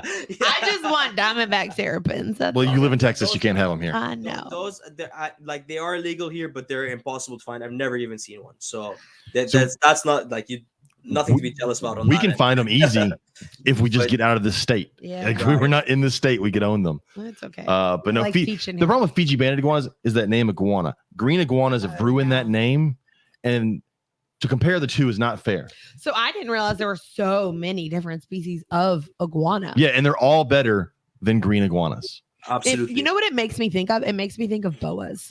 Because when you hear boas, you automatically think large. Yeah. but you don't think of like sand boas. Yeah, when I sell sand boas, I'm like, this is a sand boa. Those are the ones that get big. I'm like, Or rosy no. boas. Or rosy boas, yeah. Yeah, like you don't think about, you just hear boa, and that's where your brain goes. What's the general public hears boa or python? They automatically think Yeah. retics and anacondas. Or like the burrowing pythons that we have right here are not huge at all. Even honestly, even the like the green iguana, when you're talking about it, it's not even that bad of a pet. I think it's become so popular that it's gotten into the wrong hands and become identified as the wrong pet. But I feel like if like I have friends with green iguanas and they're awesome animals, honestly. But I do agree that yeah. Sorry, yeah, go ahead. Yeah, no, you're fine. I know someone who has green iguanas, and hers are. They have a gorgeous enclosure outside. She has, she takes care of them in the winter when it gets cool. My problem is super cold in Texas. My experience when I worked at the zoo was that we just had the ones that were turned into the zoo from people. And so they were already adults and they were a fucking nightmare, except for the one female we had. That female hated me. Oh, she loved me. There was 1 week out of the month that she would not do anything with me. We had big males that you would just walk near them and they're going to slap the crap out of you. And it was funny because the males never bothered me when I would use them for education programs. But that female, I could clock it down to the day that 1 week she would not want anything to do with me. And the vet one time told me it's because she can smell your hormones. And I was like, crazy. Really? She goes, it's not just you. It's other females on staff have issues with her as well. I used to take her out all the time just for fun. But see, the men on staff never had issues with her. She was awesome. Crazy. And I'm like, okay, so I guess I'm a threat, I guess. I don't know. So let me ask you about Fijis. Are they as cool to hold as I would imagine they are? They're cooler to hold than you imagine they are. I hate y'all more now. Like, it's such a messed up thing that we can't own them. Like, I don't. Look, I'll tell you. Maybe I'm exaggerating. Maybe I'm exaggerating. But the first couple of times I held one, they were very like fidgety, and I was like, what is this? Like, this is just like any other reptile kind of thing. And then as this animal got older and kind of calmer, and now, like I said, you can just reach in and grab it, put it on your shoulder. It is 100% cooler than what you're imagining. I love it. They're beautiful animals. Really, I wish they were more widespread. You know what? Fuck it. This weekend I'm gonna go see Chris Dieter and see his Komodo dragons and make everybody jealous. See, if you do that, then I'll have to shut up immediately because that would make me more jealous. I don't think we have anything Saturday. We should go out. Chris Dieter, we make him. Visit you Saturday. I'll call you. We haven't even opened Facebook yet. I'm just going to throw that out there. Oh, that's true. Let's go ahead and get to that question. Questions. I do want to get to the question. Are you guys live on Facebook as well? Yeah. Well, I want to add the question that we posted this week from you. Yes. Oh, Chris Dieter said he'll let me feed the dragon. Sold. We're going this weekend. I'm going to go feed a Komodo, and then I'm going to tell all the Canadians, fuck you. Yo, hold on. How much does it cost to fly down to Texas? I have a futon. You can sleep on my futon. Yeah, perfect. I'm just gonna have random reptile people showing up at my house now, so I can go see Chris Dieter. I'll be sold. I want to see the Komodos, and then one of these days, I just want to see his Cuban Crocs run across the yard. I just want to see weird ass Cuban Crocs gallop. They were just or chill. be chased by. Oh, I don't want to be chased. Screw that. I want to see them run. They will outrun me. I'm not getting chased by them. We were gonna go to Croc Encounter for our field trip, but 3rd grade is going, and since we can't, 2 grade levels can't do the same field trip, which is like tell them they suck. Stupidest rule ever. But that's not fair. Tell them you're the reptile person. I know. I'm like, I am the zoology club sponsor. Just, if the kids go 2 years in a row, what's the problem with that? I know. Yeah. So. Oh, they just moved a bunch of stuff outside from winter housing, so it's gonna be awesome to go. Yeah. I want to see the giant Orinoco's, and then we can feed goats. We can feed his goats. Well, I do like the goats. And I'm not going anywhere near that scary ass kangaroo. I can tell you that. It's wild to think that they're bringing stuff out from winter housing in the middle of February. Oh, yeah. Welcome for to us. Texas. We got like 2-3 months to go at least. It was 45 this morning when we left to go to school. I was sweating when I left school. At recess at noon, I was in a sweat because it was humid and like almost 80. Or 70. I don't actually. It was miserable. It was hot. I don't know what it is in Fahrenheit, but in Celsius, it's -12 outside right now. Yeah. That's really fucking cold. Correct. That is the answer. Correct. Freezing, and you're below freezing. You're below freezing. Yeah. That is way below too freezing, cold. Yeah. Nope, not doing that. I'll take our 115, 120 degree summer because I can go inside and hang out in the air conditioning. I'm cool with that. I don't want to have to go sweep snow and ice off of a driveway. It's not happening. It's not fun. That's what my daughter's always like. I want to live where it snows. It's like, no, you don't. No, you don't. You want to visit where it snows. You don't know what it would be like to live where it snows. Correct. We I give actually you 1 week and you're bored of it. So it's funny. We just did an argumentative essay on whether or not you should go to school online on snow days. And one side of the argument was yes, and the kid lived in like New Jersey. And the other side was no, and the kid lived in Miami. And my students were like, they don't get snow in Miami. Of course they would say no. And yeah, could you imagine if Canada's like, we never go to Yeah. school on snow days? They're I'm like, all right, we like- go to school for 2 months out of these. I'm Mostly like, guys, here. the roads are clear before you ever get out of your bed. If you live somewhere where it snows all the time, like That's nothing Wow. shuts down. But no, like but nothing. Nothing shuts down. It's true. Yeah. See, that's why people up north always freak out when we're like, we shut things down. Like, we don't have the infrastructure. We don't know what ice or snow is. We can't function around it. Yes. Like, leave us alone until it goes away, and then we can talk. Yeah. Chris Dieter says it's easier to take clothes off. Chris, just please keep your clothes on. Because if I come feed your dragon and you're naked, See, and I'm still gonna see, feed your and dragon, but I'll be uncomfortable. You can put on more clothes. You can only take off so much. On this trip, Chris, pay no attention to me if I No, go near all the baby Chinese No. alligators and one's missing. No. Just I didn't take it. I won't Two's bring a bag. missing. Two's missing, and one happens to be shipped to Canada. Chris Dieter, you may be naked now, but just a word of advice: do Chris! not feed Komodo dragons while naked. No, Don't do it. put some pants on. That may not go well for you. Anyway, let's get to our question. The question that Fadi came up with is, when it comes to breeding reptiles, the little things really matter. What's one detail you noticed about the species you work with that you think more people should know about? So I want to go through all of these because some of them are This is really, a really great good. question. And then we'll get to what you've noticed with yours and some of the things I've noticed with mine. Let's go like Sean Gray. Sean Gray said the amount of actual shit leeches and other geckos produce. Yeah, there's a lot of shit in geckos.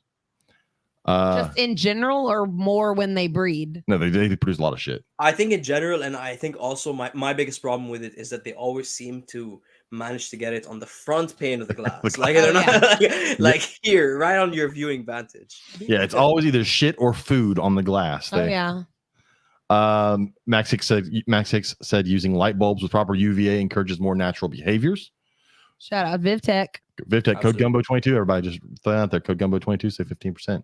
I'll sell my soul for some money. Our friend Drew Schultz, who also owns a zoo, said the influence that a photo period can have on seasonal cycles. And this was really important, really interesting. He keeps his adult carpet pythons outside, which I just have to shout out. Drew, you gave me the worst carpet python on earth. She's a bitch. I just got to say Not Drew. Drew. Drew Learning Zoo, Drew? Yes, that's where she came from. Oh. And then he told me, yeah, all the females that come from her are evil. And I was like, yeah, they are. There's no calming her down. We're just gonna add her to the list of stuff in this house that hates you. She hates everybody.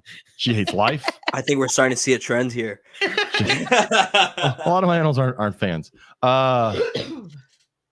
Chris said he totally disagrees about UV. Drew, if you breed carpet pythons, reach out to me, man. I'm looking to talk to more people about carpets. So We'll see. He said he keeps his adult carpet pythons outside, and he said his bigger male has lived outdoors for the last 3 years. Every single year, he goes through a shed cycle in January, February. It took him a couple of years to figure out, but at this point, he's 100% convinced that it's triggered by winter solstice and the increasing photo period, and hasn't been influenced by the presence of any females, and he doesn't eat during the winter. It takes him a long time from start to finish, but it's become like clockwork. That's cool. fascinating. So that's an interesting thing. And that's one thing, a lot of people don't keep animals outside. So like you won't notice a lot of those behaviors if they're not outside. Yeah. Right. I unfortunately cannot keep animals outside. No, You could. can't You even go definitely outside. You could. Really. You just would not have them for long. Yeah, exactly. Our friend Amanda Reddy, who does chameleons, And bugs. I have a thing. He has lots of bugs. No one can see our chameleons over here because I fed them before. But it says how much feeder variety matters. That including feeder type and feeder gut load, we believe that you are what you eat. An approach to our chameleons. Healthy feeders make healthy chameleons. Also incorporating feeders for mental and physical stimulation too. Yeah, I let them run around and go catch them every now and then. And I will say, I'm gonna give a shout out to the Reddies because they've got this feeder fuel food. For anybody checking it out, go check out Reddies Rainforest. This is a gut loading food that I've been feeding to my roaches, and man, they love this stuff. I will say, so I'm not a big fan of the roaches, but I was looking at the colony because you had the colony lid off earlier, and they look great. God, they go crazy. As soon as I put the stuff in there, they go crazy for it. They look really good. So Do they ship to Canada? They may. I They don't might. know if they're in the chat. We'll see. I'll shoot her a message. Awesome, please do. Yeah. Another one for outside. Robin, our friend Robin, who does tegus in Louisiana. She says outside of breeding season, tegus are more social than a lot of people think. You also don't have to spend time with them every day to bond with them, and they don't forget stuff overnight, which can be bad if you do something to upset them or break their trust. But she also keeps a lot of her tegus outside because she's able to. She's in Louisiana, so. That's another one. Her outside setups are cool. Yeah. The ones that she has for tegus. I've seen pictures. I'm so jealous. Because it's hot down here. He's like, I'm so jealous. I just want to go outside. Just go out there. That's all I really want. We're enjoying it now. Come June, when it's like 115 degrees outside, not so much. I'll still enjoy that it's not snowing. I guess the grass is always greener on the other side, but I'll take the heat over the cold any day. I'm with you. Look, I There sweat were like and I hate 50 the heat. kids outside in our neighborhood yesterday because we were out of school, and I'm like, where the hell did all these kids come from? And then I'm like, oh, it's because it's a pretty day outside and it's not crazy hot, and they're actually getting to play and be kids. Okay, so I'm gonna read this a little long, but I'm also gonna butcher the ever-loving shit out of these scientific names because I have no idea what. Just don't worry. Just. She says Sarah says she works with a few different species of Europlatus. Okay, I know what Europlatus is. I just don't know all the different. That is Europlatus. Leaf-tailed geckos. Oh, okay, cool. Like the satanic. Yeah. I know what those are now. Though I'm primarily breeding whatever that one is. One thing that I've noticed is that I avoid cleaning the enclosure glass. It seems to minimize stress in an already very sensitive species and promotes more regular breeding behavior. I had heard this tip in passing once from a day gecko breeder, and the theory was that the animals are releasing pheromones, and cleaning the glass erases those from the environment. I do still clean the glass, obviously, but it's just way less frequent than I would other species. It does drive me crazy, but my belief is that it's more important to focus on the comfort of the animals and their aesthetics. I get that. This is gonna sound bad. Like, I don't let my snake cages get horrible, but like my big boa cages, I may not clean all waste as long as it's not like moldy and wet and gross. I find they feel more comfortable. I mean, what's the first thing a snake does when you clean their cage and put them in there? They shit. They want it to smell like them. It also makes you wonder if like lychees and crested geckos and all those geckos we spoke about earlier that kind of shit all over the place. Yeah. If that's what they're doing, maybe they're also releasing pheromones, right? They're marking that area. This is my territory. I'm marking it up. Yeah. Which I'm sure they do in the wild. They probably shit all over trees in the areas where they live. Yeah. That makes sense. Mark that territory. Also, the Reddies said that they will look into it. They never have shipped to Canada, but they're not opposed to shipping to Canada. They just don't know what the process is. I say I can look. I'm just gonna. So on their food, I'm gonna read. This is how much I love Lee Reddy.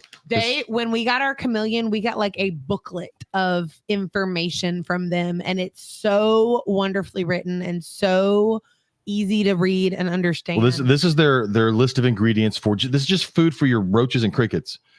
Alfalfa, timothy hay, orchard grass, soybeans, dandelion root, dandelion leaves, some other sort of flower, sunflower seeds, bee pollen, hibiscus flowers, rose flowers and leaves, rose hips, quinoa, pumpkin seed, buckwheat, rice bran, brewer's yeast, and spirulina. That's just for feeding your roaches. Yeah. So it's good stuff. Our buddy Travis. Spirulina is the best stuff on the planet. I feed that to everything. Yeah. Travis says something I've noticed with my Candoya, and I know this because we've been in a private chat and he's been talking to me about it, but he's got Candoya, and he says the girls appear to stop with their day-night color change once they become hormonally dark for being gravid. He said looking through all the stuff written on them online, this fact was never mentioned, but he definitely noticed all three of his females that he thinks are currently gravid have stopped changing colors and have stayed dark, which is kind of cool. And then BMC Bioscience says, I'm noticing that once I got better at breeding chondros, my production dropped off for my jungle carpet pythons. Both are Morelia genus, and one hypothesis I've come up with is that the pheromones from the chondro reproduction serves to confuse his JCPs, and would love to hear from multi-species keepers on the topic. I could be. I mean, definitely could be. There, some people keep them in separate rooms. I got a few more here. How far are they from each other? I imagine they probably have them caged right next to each other. Yeah, I don't know. Yeah. Copperhead Reptilia says, I work with Slowinski's rats, and they definitely go nuts for chicks compared to mice. There are some reports of them being more pine forest specialized, so a nest raiding behavior checks out. That makes sense. They would want birds more than rodents. Absolutely. They kind of get that name rat snake, and we think they only eat rodents. But man, rat snakes are really great tree climbers, and there's one reason to be a really great tree climber, and that's to go find food. Or to hide. But yes, yeah, absolutely. Yeah. I have found them hidden. I went out with a group once, and they were looking in woodpecker holes, checking on chicks, and they put camera up in the woodpecker hole, and there was a rat snake just sitting there staring at them from inside the woodpecker hole. I Pardalis said shades and the intensity of color in Ambelobe panther chameleons. The color is a polygenetic trait, so the spectrum is very different when you're focused on it versus just being able to say you have a yellow one in your inventory. And then Father Blue on Instagram said how some of these animals actually come in from the wild. Lots of them are poached and sold illegally so that they can get them and call ourselves conservationists, ripped out of their environments to be sold so that natives can eat. And we have the animals we want. The cold hard truth is I learned working with my particular species and seeing this firsthand. I work with blue tree monitors, is what he said. Yeah. That's a controversial topic right there. It is. It's a tricky one. Like, yeah. There's different ways you look at that. Like when we talk about illegally smuggling stuff, some of them are illegally smuggling pet. Like, look, whenever you watch a video of some breeder in Australia, and then a couple years later, magically that gene shows up in America, like that's illegal. That's 100% illegal. Now, should it be? No. Look, that's depends on who you ask. Like they should be allowed to export captive bred animals from Australia. If you don't want us to send stuff into Australia, that's fine. You don't get to have our cool animals anyways. But we want your shit, and it's captive bred. Like, send it on over. But I think if it's captive bred, then you're not hurting anything. It should be able to go both ways. Absolutely. Yeah, I agree. I think they're afraid that if that happens, then people will go out in the wild and collect more of them. And I get that, but just police that shit. I don't know. It's already happening. It's very hard to police, though, right? Well, but it's already happening. If you make it at least make it legal, then you can tax a little bit of it, make a little bit of money off of it, and then everybody's happy. We're getting stuff. You're getting money.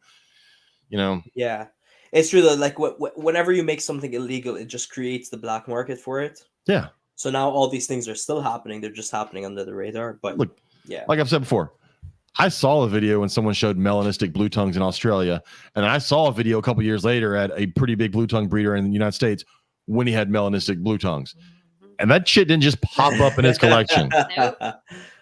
Right. So that shit happens. I do agree that it's tricky. Like importing wild caught stuff is also tricky. You know, it's true. A lot of animals, like we've talked about blood pythons before. There is a trade there where people collect them in the wild and they do ship them out. But that is their way of making money and feeding their family. It's true. It's just, I don't know. It's hard to say what's right and what's wrong completely. But there's got to be some middle ground in there for certain things being imported. It's a very thin line, I think. Yeah. Like a lot of the species I work with are wild caught. Like all the mountain horn dragon, the main pairs I have are all wild caught. The original Stenodactylus group I got was also wild caught. So it's always like an ethical dilemma, right? Like it's between I want to produce these animals, so in theory there's less wild caught, which I don't know if is necessarily true. And then there's also the other side of it, which is like these animals are coming in wild caught regardless of if I'm the one buying them or if someone else is buying them. So maybe if I was to take them, I could breed them, whereas someone else might take them as a pet. Yeah. But anybody could say that, and anybody, like it is very much of a, like I said, an ethical dilemma. But yeah, that's why I said that's a controversial topic immediately. Well, yeah. And the thing is, you've got to start a captive population somehow, right? And the problem is that we do have a history of importing. Look, we talked about it earlier. You have fire-bellied newts, right? And no one was holding on to fire-bellied newts because they were like $250 at PetSmart. You could buy those; they were left and right. They were cheap. Those and fire-bellied toads you could buy everywhere for almost nothing. And then they outlawed the exportation of them, and then we couldn't get them. And now it's a problem because no one had set aside a whole breeding colony. So importing has got to be done sometimes to be able to do that stuff. And sometimes we take it for granted. You know, I wish they would not import Savannah monitors. Because I wish there was a big enough captive population of people trying to breed Savannah monitors. But why breed something, sell it for That has no $500, value. $400 when you can buy it for $20 off a table off an import? That's the problem. That's exactly because they're an awesome animal, and if there was no wild caught imports, they would sell for a very good price and everybody would want them. But because they're so cheap as wild caught imports, nobody wants to breed them. So Yeah. it's kind of this whole cycle, right? Like it's the same thing with the Stenodactylus. They come in as wild caught for like $20-$30. Nobody wants to breed them because they're like, what's the value of that little of an animal? But eventually, and we've already sort of seen it up here in Canada, at least, where they were like very easily come in, and then for a long time they won't come in at all, and now everybody wants them. Now there's that need for captive bred animals, but if nobody saw the value in it originally and nobody was breeding them, then they're just not existent in the hobby around you. Well, we saw that with Dumeral's boas, right? Madagascar is a weird place because depending on who's in charge, sometimes you can export and sometimes you can't, and then sometimes it shuts down for long periods of time. And Dumerals at one point were very common. They were $125 for forever, and you could buy them everywhere, and you could find them. And then all of a sudden, people saw some pictures of them from bigger breeders online. Everybody's like, "I want those," but there were none. And that's Mexican black king snakes. Mexican black king snakes is a weird one. That was because of Asia. Oh, They became super popular and then not popular at all, and then super popular again, and now they're like super cheap again. Yeah. Yeah, you had an entire group that was exporting to Asia, and so gotcha. they kind of drove the price up, and that was a weird fluctuation because of that. But yeah, there's just like Dumerals coming back down, but at one point they were selling for like $800 a piece, and I'm like, that's not an 800. Look, I love them and I think they're great, but it's not an $800 animal. It's just not. So it's come back down though, but that is an animal that people weren't worried about because you could import them and find them all the time, and it wasn't an issue. So importing is important. It also can be done better. It definitely can be done better. So we had I'm pretty sure Ashley, isn't that her name? Ashley, who in Canada. Ashley Dezan. Yeah, we had her on. Northern Lights Reptile Import. She is awesome. She's importing some not so common stuff. She's not just sitting there importing like ball pythons, right? She's doing it the right way, which is cool. Well, and she's importing some important things to try and get some collections started. I am pretty sure she is the reason half of the cool species that we have right now in Canada are around. And absolutely right. She's doing it the right way. She's doing it the ethical way. Yes. And and she like, yeah, there's endless good things to say about Ashley. She's doing a great job for sure. And so that's one way to do it. Now, look, I've seen the people that are just importing large amounts of common shit, and that does drive me nuts, especially common stuff that we know we can breed in the hobby. And that if we would just do it, I get the idea of needing to bring in new blood every now and then, but new blood doesn't mean ship in, 1,000 boas from South America somewhere when it's just a common boa, like it's just a common Colombian boa or something. It's not like some of these smaller mountain range boas that people don't have a lot of. And they're trying to do different blood. So I don't know. It's a weird thing, but I digress from that because importation stuff can go on for forever. But I'll go back to the question. Things that I have noticed with my animals. One that I noticed, so I keep a lot of Samboas, and I mention this all the time. People in Samboa groups will jump in there. They got a Samboa, and all of a sudden they're like, "My Samboa is not eating." And the first question is like, "Is it a male?" And they're like, "Yes." You're okay. It's gonna not eat for about 3 months. It's got a one-track mind, and food is not on that track. But that is not something someone would know if that's the only snake they have, and they don't know anything about breeding them. Right? They're gonna freak out that their animal is not eating. And no one explained to them, yeah, that just happens. That just happens sometimes with them. You're fine. And so that's definitely a tricky thing. Again, I go with, I think some of my animals, larger snakes, especially if they're on breeding time, are more comfortable if their cage smells more like them. I'd like to move males to females because I think making the female comfortable in a lot of those situations is important. One thing I've noticed with my boas is I tell people all the time, keep your males, and this is males in general, really. If you are someone that breeds, and really across the board, keep your reptiles smaller. That should, across the board, that people overfeed their reptiles. But if you have male boas, keep them small. They're healthy. They're fine. They're not meant to all be 8 foot long and weigh 20 pounds or 30 pounds. They're just not meant for that. My males are 4 foot long, eating medium rats, and that's about as big as they are around. And they're healthy. And if you put them in with a female, they go to work. But if I were to put in a big fat 7-foot male, he's gonna sit in the corner like a big fat 7-foot male. Yeah. So sometimes too big is too big to do the job, right? yeah. Even like some females are just too big. I've seen some female boas, like I've seen some doom rolls and some BCIs before that just are massive. They have fat rolls. Like big is not better there. That's not a healthy animal to have babies. Like you're not guaranteed to have the best litter out of that just because she weighs a ton and is really, really thick, right? That's not the shape they are in the wild. So they can't be the shape they're supposed to be in captivity. Yeah, absolutely. So what are some things you've noticed with, you're keeping some kind of off the wall species? What are some things you might have noticed with them? Yeah, like so that's the reason I even brought up the question, right? Like there's some things that I think are so specific that you have to have done it a couple of times, or you have to have bred the species multiple times to even be like, that's what went wrong, or that's what they need, or whatever. So I'll start off. I actually, once I gave you guys the questions, I did write down some examples just so I'm not completely like out of it in this chat. But I'll start it off with, conveniently enough, one of the ones I wrote down was actually the Spanish rib newts. So we've bred them multiple times over, and tried different things and experimented with different things. And like, so something super small that most people won't even think of is like, you guys said you bought a brine shrimp hatchery. Yeah. The first couple of times I bred them with a brine shrimp hatchery, and everything went perfect. It went super smooth. Then I got sick of brine shrimp. So I was like, let me try different live foods. Let me try vinegar eels. Let me try microworms. Let me try fairy shrimp. I tried all sorts of stuff, and the success rate was never the same. And then I went back to brine shrimp, and now I have the same success rate as before, which is very weird because brine shrimp are a saltwater species and Spanish rib newts are a freshwater species. Yeah. But clearly there's some food that they're getting out there in the wild that has the same nutrition quantity as brine shrimp. That's just they're not getting in captivity. So it's just those, and that's actually one of the reasons, again, like ask the question, it's those small things that you won't even consider on the first round that kind of you see the success in. And it could maybe not even be that. It could be a fluke. It could be like a placebo effect that I'm thinking it is the brine shrimp, but there was an alternate factor in the background that was changed at the same time that worked. I don't know, but for now, I'm gonna say brine shrimp.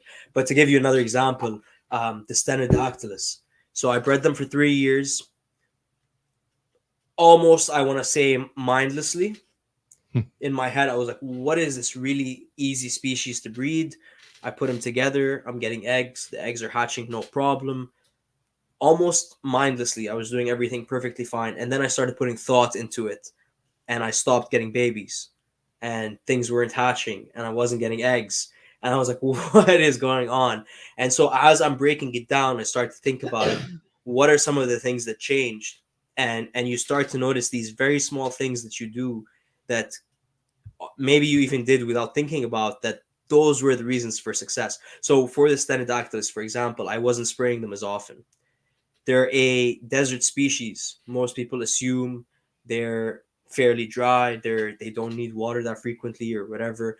When I stopped spraying them, when I dropped the humidity levels for them, that I found I had more of an effect on size of females and quantity of eggs than when I brumated them for the winter, when I increased heat, when I increased feeding.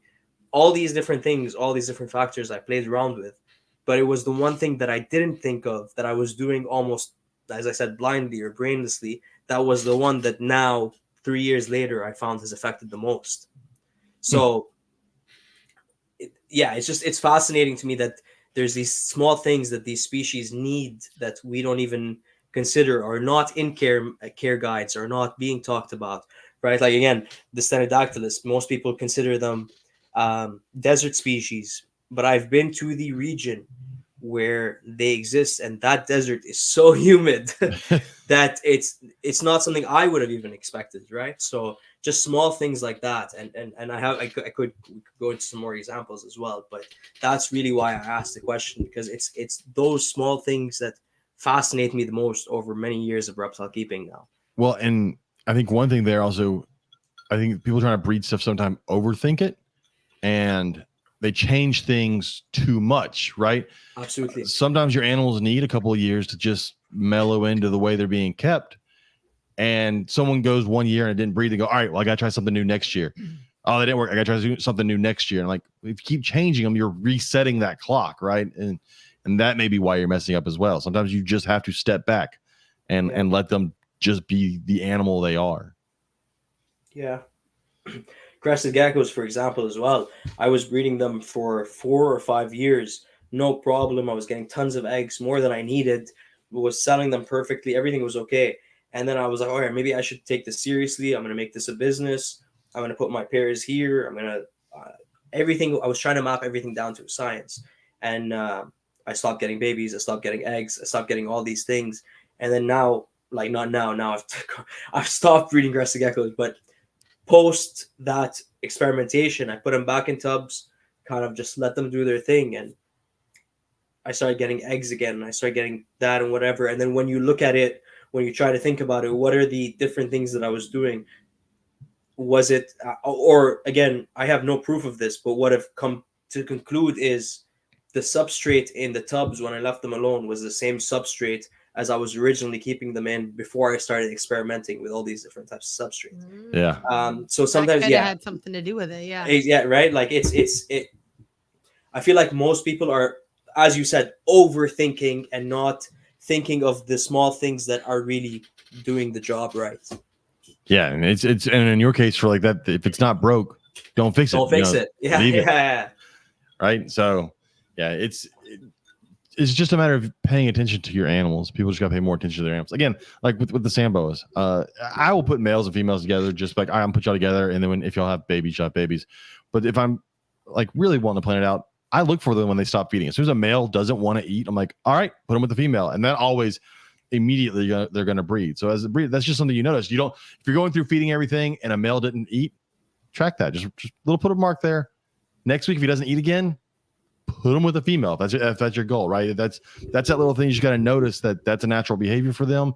It's not just, sometimes we get into the habit of, oh, things didn't eat this week. Moving right along. They didn't eat, and people don't track how long they didn't eat for, and you miss the entire breeding cycle because all of a sudden it starts eating again in 2 months. You're like, oh, it just was on a hunger strike. I'm like, it was on a hunger strike because it wanted to have sex. It had other things on the brain. Can't blame the snake. Yeah. So I want to go through a few of the things that are over on our discussion group. Let me pull it up on our screen here. There's also a comment here from Jeff about monkey tail skinks. That I agree with. The rarity is what made them popular, but I think there you go. Yeah. But I think also their hardness of and I've never worked with them, so I don't actually know if this is true, but from my reading or from talking to other people, they seem to be a very tough animal to breed.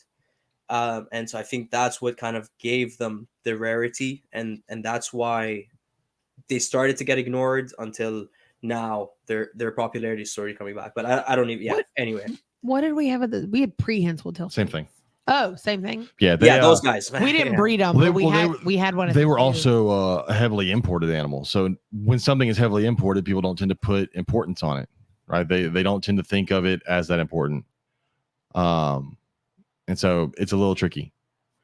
Let's see. A couple of things that we saw this. Oh, someone posted the stingray thing again. Your pregnant stingray.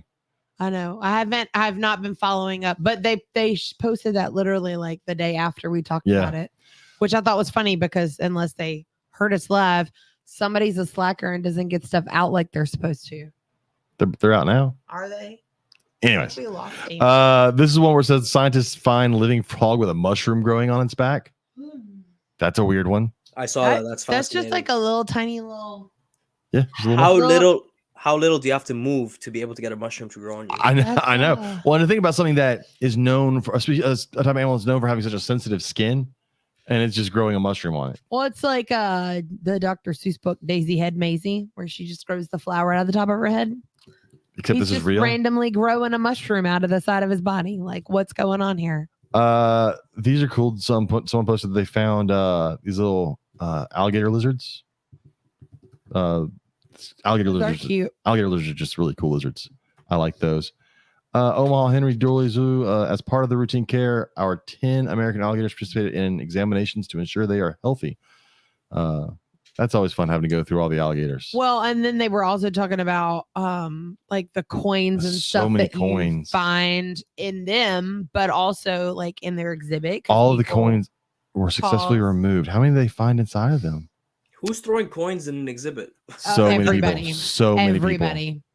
That was one of the biggest things at our zoos. Like we would put signs up, please don't put anything in the tank. Because everybody has to make their wish by throwing coins in the water. Yeah, but water. you're not gonna think that the reptiles are gonna eat this. No, they're Yeah, not. they The don't. general public, no, they're not going to think at all. That's not happening at all. Jeff wants to know: did you do any of the art or photography that's behind you? Oh, sorry, I didn't see that. Yeah, no, I haven't. Fun fact: I cannot do art at all. So the two pictures that are taken in black are by mostly reptile photography or mostly hog photography on Instagram. Super talented photographer. I've actually had him take a picture of these are not my animals. But I've had him take a picture of a bunch of my animals, and soon enough I'll have them up on the wall. That's I cool. apologize, I do not remember who drew that crested gecko, but it was picked up off on Etsy, and I just love it's awesome. That's cool. Yeah.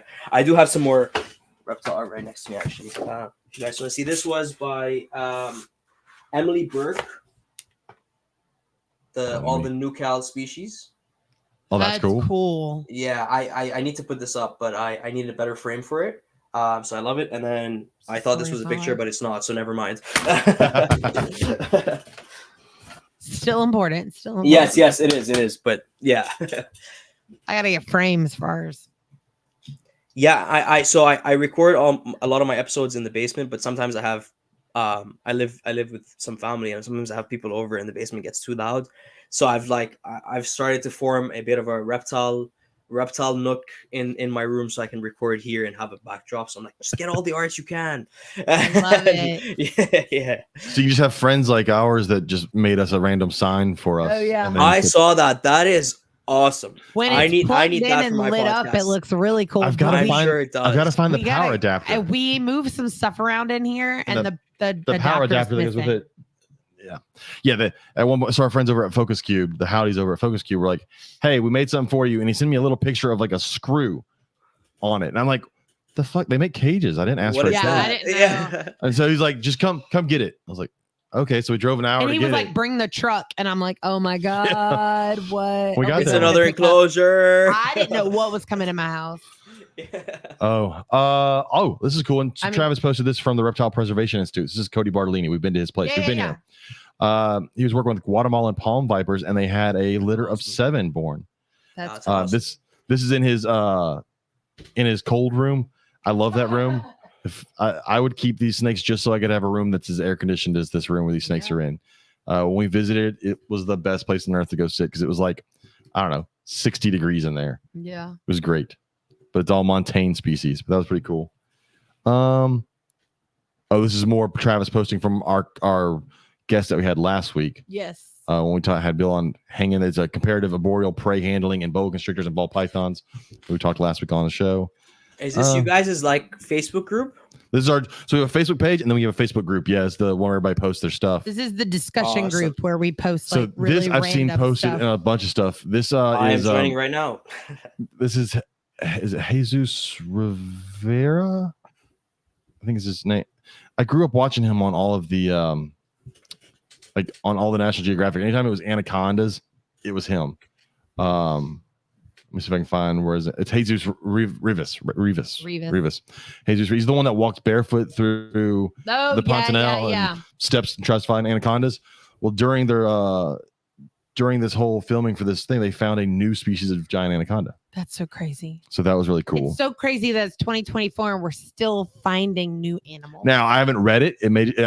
I'm sure it may have been a green anaconda species that we already thought we knew, and then we've realized it is a different green anaconda species. I haven't read the whole thing yet, Yeah. but yeah, I remember. I saw it posted today. It's been posted in a bunch of different groups. This There's is a lot of poop. Nathan Holcomb posted this picture. Someone posted of poop, which I'm assuming it doesn't say where it's from. It's a retic. Is it retic? Yeah, it says it if you click on. Where? When you, so I clicked on the actual thing okay. and scrolled through. I assumed comments. retic or berm. It's Retic. it's big poop. It's a lot of poop. What is this? Oh, just okay.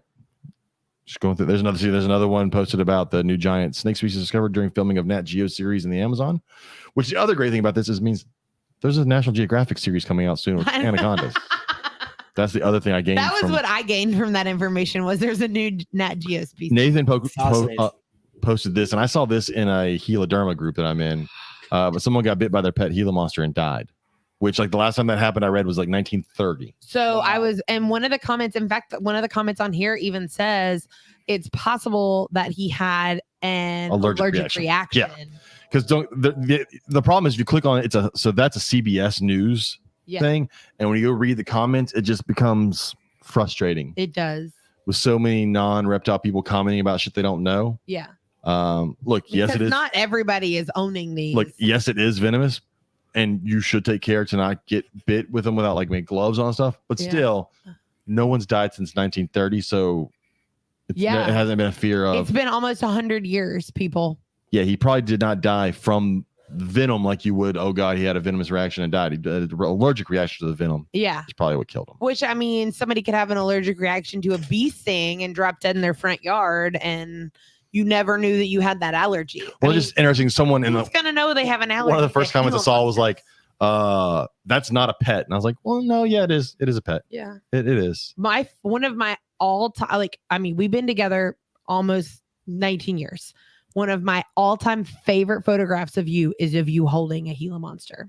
I was the happiest. The joy on your face is just coming out of that photograph. It's my favorite picture of you. I took that picture. Not our wedding pictures, not pictures of him with our kid, him holding a Gila monster. It is the best photograph of him. It is. I haven't seen it, but it's also my favorite photograph of you. Yeah, it's so great. Then I also found the one of basically Steve Irwin holding one and being super excited. Oh yeah. I was like, see, we're the same. It's. I will. It's true. I will. You're the same. Exactly the same. The exact same as Steve Irwin. I will own a Gila monster. But your wife won't let you get alligators. No, you'll let me. It's the United States government will not let me get it because I want a Chinese alligator. No, I never said you couldn't have a Chinese alligator. I've always told you if you could figure out the paperwork, you could have one of those. You can't have an American alligator. Texas won't let me have an American alligator. Well, there you go. Texas would let me have a Chinese one if I could get the paperwork and the money. That's the real reason you moved to Texas. Or I'm down for it. We had one at the zoo where I worked before I became a teacher. I could have a Chinese alligator if someone would just give me one of their damn Chinese alligators. Was hands down one of my favorite to work with. If I only knew somebody that had like 60 Chinese alligators. Not even in the chat anymore. I don't care. I'm still talking to him. Are you talking about Chris Dieter? Yo, Chris, if you're still in the chat, man, I'm serious. Hit me up, bro. I'm telling you, we're gonna be best friends. He's got, I'm looking to go forward, go back out there because he's got giant Orinoco crocodiles. I'm sure his Nile crocodiles have gotten bigger. Sure. He's got, I think he's a salt. Does he have says, I'm sure, like he's not checking every day. I'm sure. He's got big American alligators, but he's got Cuban crocs. 2 years since we've been. Was it last Mother's Day or 2 Mother's Days ago? I think it was last. I don't remember. That's what we did for Mother's Day. We went to but I'm gonna go feed a Komodo dragon. I know that much. Let's go. The Reddies are in the chat. They said Amanda still wants a pied American alligator. Still wants that alligator too. She wants a pied American alligator. I know. I support Amanda. Get that pied American alligator. Just all I wanted to. Lee and I are both like, no, you don't need it. I've easily said I would get rid of every reptile I own if I could have a Chinese alligator. I know. I would just go in and sit with my Chinese alligator every day. It would be very loved. Until you have it. I've taken care of him before. I want one. Because he was the reptile keeper at the zoo where I ran the education department. And I miss working with crocodilians. It was awesome. It didn't matter what was on his schedule. If I was like, hey, I need Quali for a program, he was there 20 minutes early just so he could hang out with the alligator longer.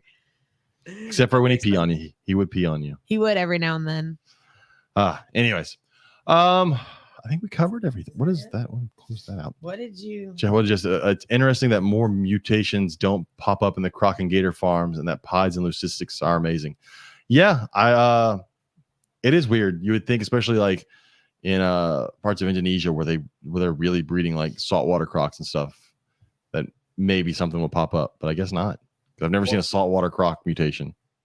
Or they don't know the value yet and they're not spreading them. I've heard that ball pythons, when they first started finding the pied mutation, they found them in the wild and they thought, oh, this is just like a burnt snake, because they would burn the plains where the snakes were found at. And so the first group of pied ball pythons that would have been worth who knows how much over here in North America were actually just tossed away as these are just burned They snakes. thought they were burned. They thought those were burn marks for the pied. So I don't know how true the story is, but it could be happening where there is mutations popping up. Yeah, where there is mutations of other species popping up, and just the people working with them are just not realizing the value of what they have. Yeah, exactly. But they do know now. Like it's crazy how much the ball python market has grown. They do know. Python. Yes, it's one of my favorite things. Banana pied. I've got a banana pie. Like, look, I don't even care about the banana. I shit on ball pythons all the time and I hate them, but a banana pied is so cool. Ball python. That's my problem is all these different morphs, but like it doesn't get better to me than pied or banana. Like the rest of them, like whatever. I don't care. One of my favorite corn snake morphs is the okatee. Yeah. Yeah. And that looks like confetti or like birthday cake to me. Yeah. The okatee, and then just a plain old normal corn snake, which you can't find. Normal corn snakes don't exist. That's my favorite. I'll tell you that. Normal corn snake, absolutely. Yeah. And yeah, it's awesome. There's something for the simplicity. I don't keep ball pythons either. I just have the one that's sort of like my, here, you can hold this snake. You know what I mean? Like that. But it's a dirty Lucy, and just the whites on it. That's it. Really, it's a beautiful snake for sure. That's cool. Yeah. You get anything else, Katie? You want to talk about any other animals that you had that magically started having babies that I don't know about? God, no. No. I think it's funny. I haven't told the kids at school yet. They're gonna freak. I think it's so funny when they find just out. the timing that this happened at the same time as we watched his video, and then he also. I texted my daughter, who she's working on thank you cards in her room, and I was like, "You'll never believe this." I even texted my coworker because she's not a real big animal person, but she was like, "How's the podcast tonight?" And I'm like, "It's going really well. You'll never believe this." Well, yeah, no, for real. If you guys have any questions or along the process or at all, feel free to reach out. Trust me, we will. Perfect. At what age? This is my question. What age do you sell them? Do you wait until they've lost the gills, or do you sell them beforehand? Mine had gills when we got them. That doesn't mean it was right. I was gonna say that is exactly it. I personally wait till the gills are gone, because I feel like that's like they're bulletproof now. You know, do what you will, but I have seen them sold with gills on, and I have had one person that like was waiting on them, and I was like, okay, how old are they now? How old are they now? How old are they now? And I'm like, all right, look, they still have gills, but if you're this excited, then you must have done the research, you must be ready, like whatever. And he did take them with the gills on, and now they're doing incredible. But I would recommend like 5 months. Wait for the gills to go, wait for them all of them to be like nice little tubby manatees, as you said, and then and then I will say though, mine only had gills for like a week. Yeah, it's so weird to watch them go away because they look. The guy that we got them from was like, the gills are gonna be gone in like a week, and I was like, okay. And I'll tell you what, the gills might have disappeared because you moved them into a new setup on their own. Really? Because there is something to do, like, you know how with betas, when they're breeding betas, they tell you keep doing water changes because the betas release hormones that sort of prevent their siblings from growing as fast as them. I don't know if this is true for Spanish rib newts, but there is a difference in speed of when they're growing. And so once I was like very seriously, like, I'm breeding these, I want to try to, take it seriously, whatever. I set up a bunch of like different 5-10 gallons, different tanks. I had so many Spanish rib newts aquariums that it would drive a normal human being crazy. But anyway, so if you keep a larger size one with some of the smaller ones, you see the effect of slowness in growth. But if this one's a little bit bigger, pull it out, move it with the next group. This one's growing a little bit faster than the rest, pull it out, move it with the next group. This one's slower, kind of keep it on its own. If you're actually watching and all that, you'll see that the speed in gill, like them losing their gills, is triggered by a lot of different factors, and moving them from one aquarium to another I believe is one of those factors. I think you guys are stuck. Either I'm stuck or you're stuck.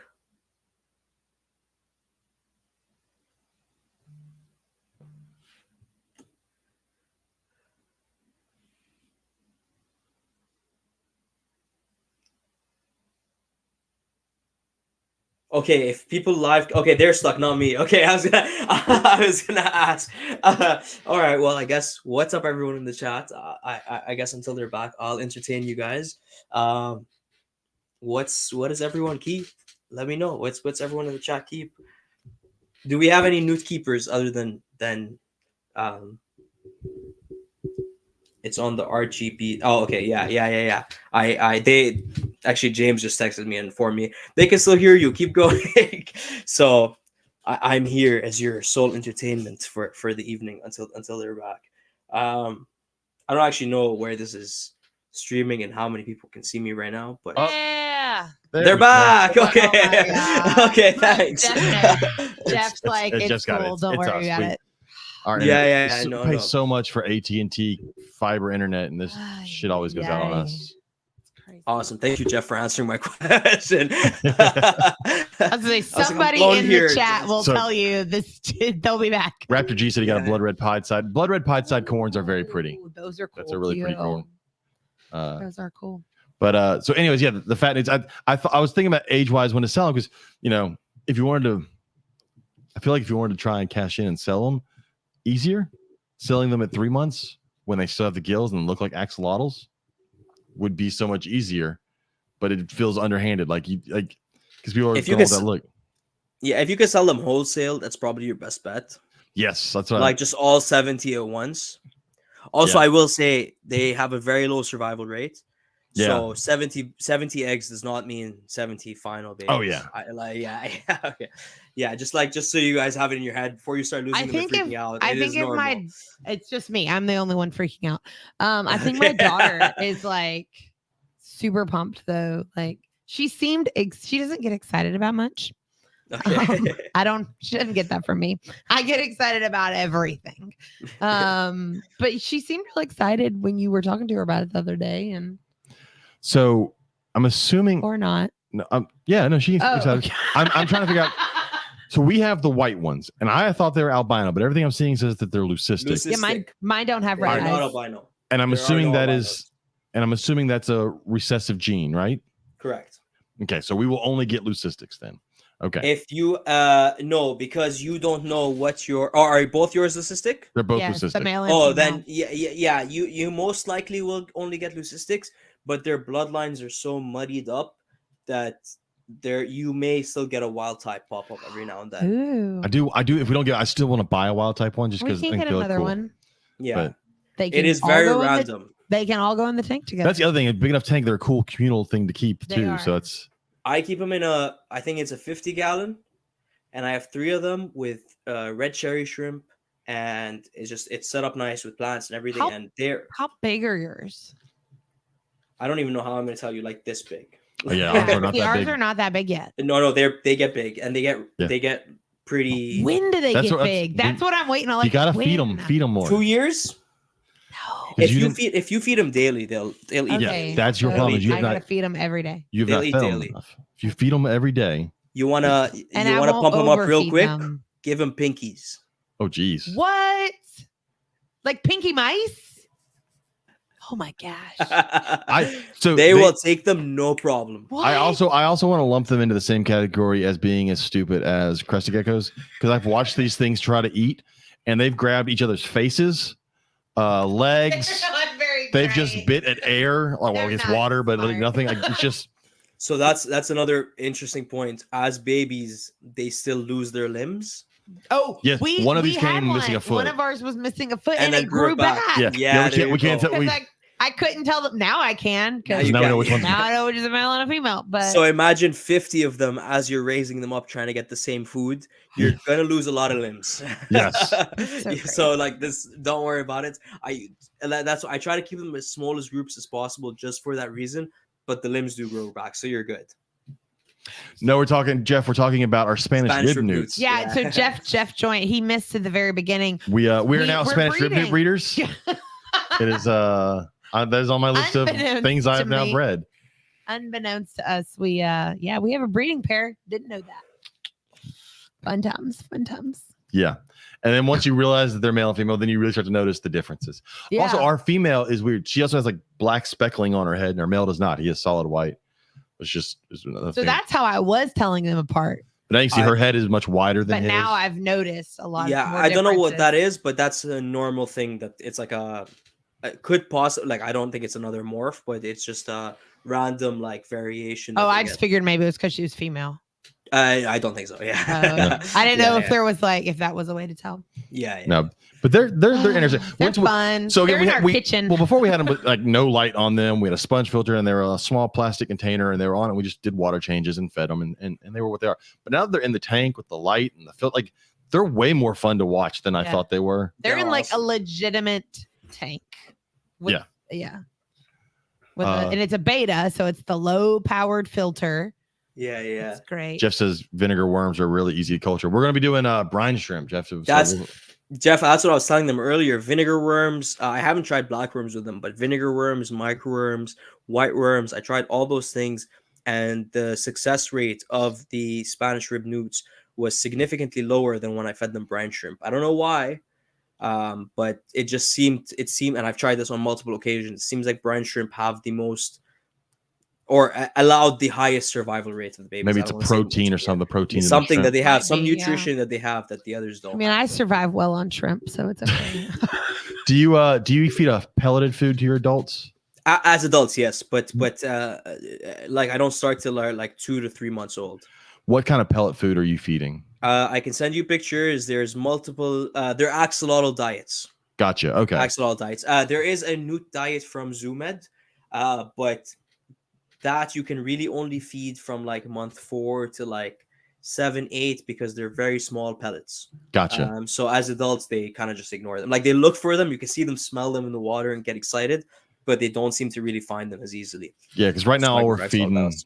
are frozen bloodworm cubes, or what's the other one? Well, As until Jeff you said, asked me, I Daphnia. could tell you. Maybe Daphne. It may be frozen Daphnia Daphnia. or brine might shrimp be or it. whatever. Yeah. Not brine shrimp. No, I think it's Daphnia, but they go crazy over those bloodworms. Oh, Like Yes, once they do. once it sinks to the bottom, the other day it sank to the bottom. The female just grabbed the entire thing that and was just after shook she it, had laid all those eggs. She was hungry. went after. which is crazy. It's so crazy watching the way they eat. Like I made sure to remove all the eggs first because like if I don't remove the eggs first, she's gonna accidentally eat these damn eggs while trying to eat bloodworms just 'cause she's so special. But you could tell she was hungry after she laid the eggs. Like she's just looking around for food, but does not touch the eggs. And it's funny, we didn't have anything for her to stick the eggs to originally. So they the were male, all over the male. the male was covered in eggs at one point.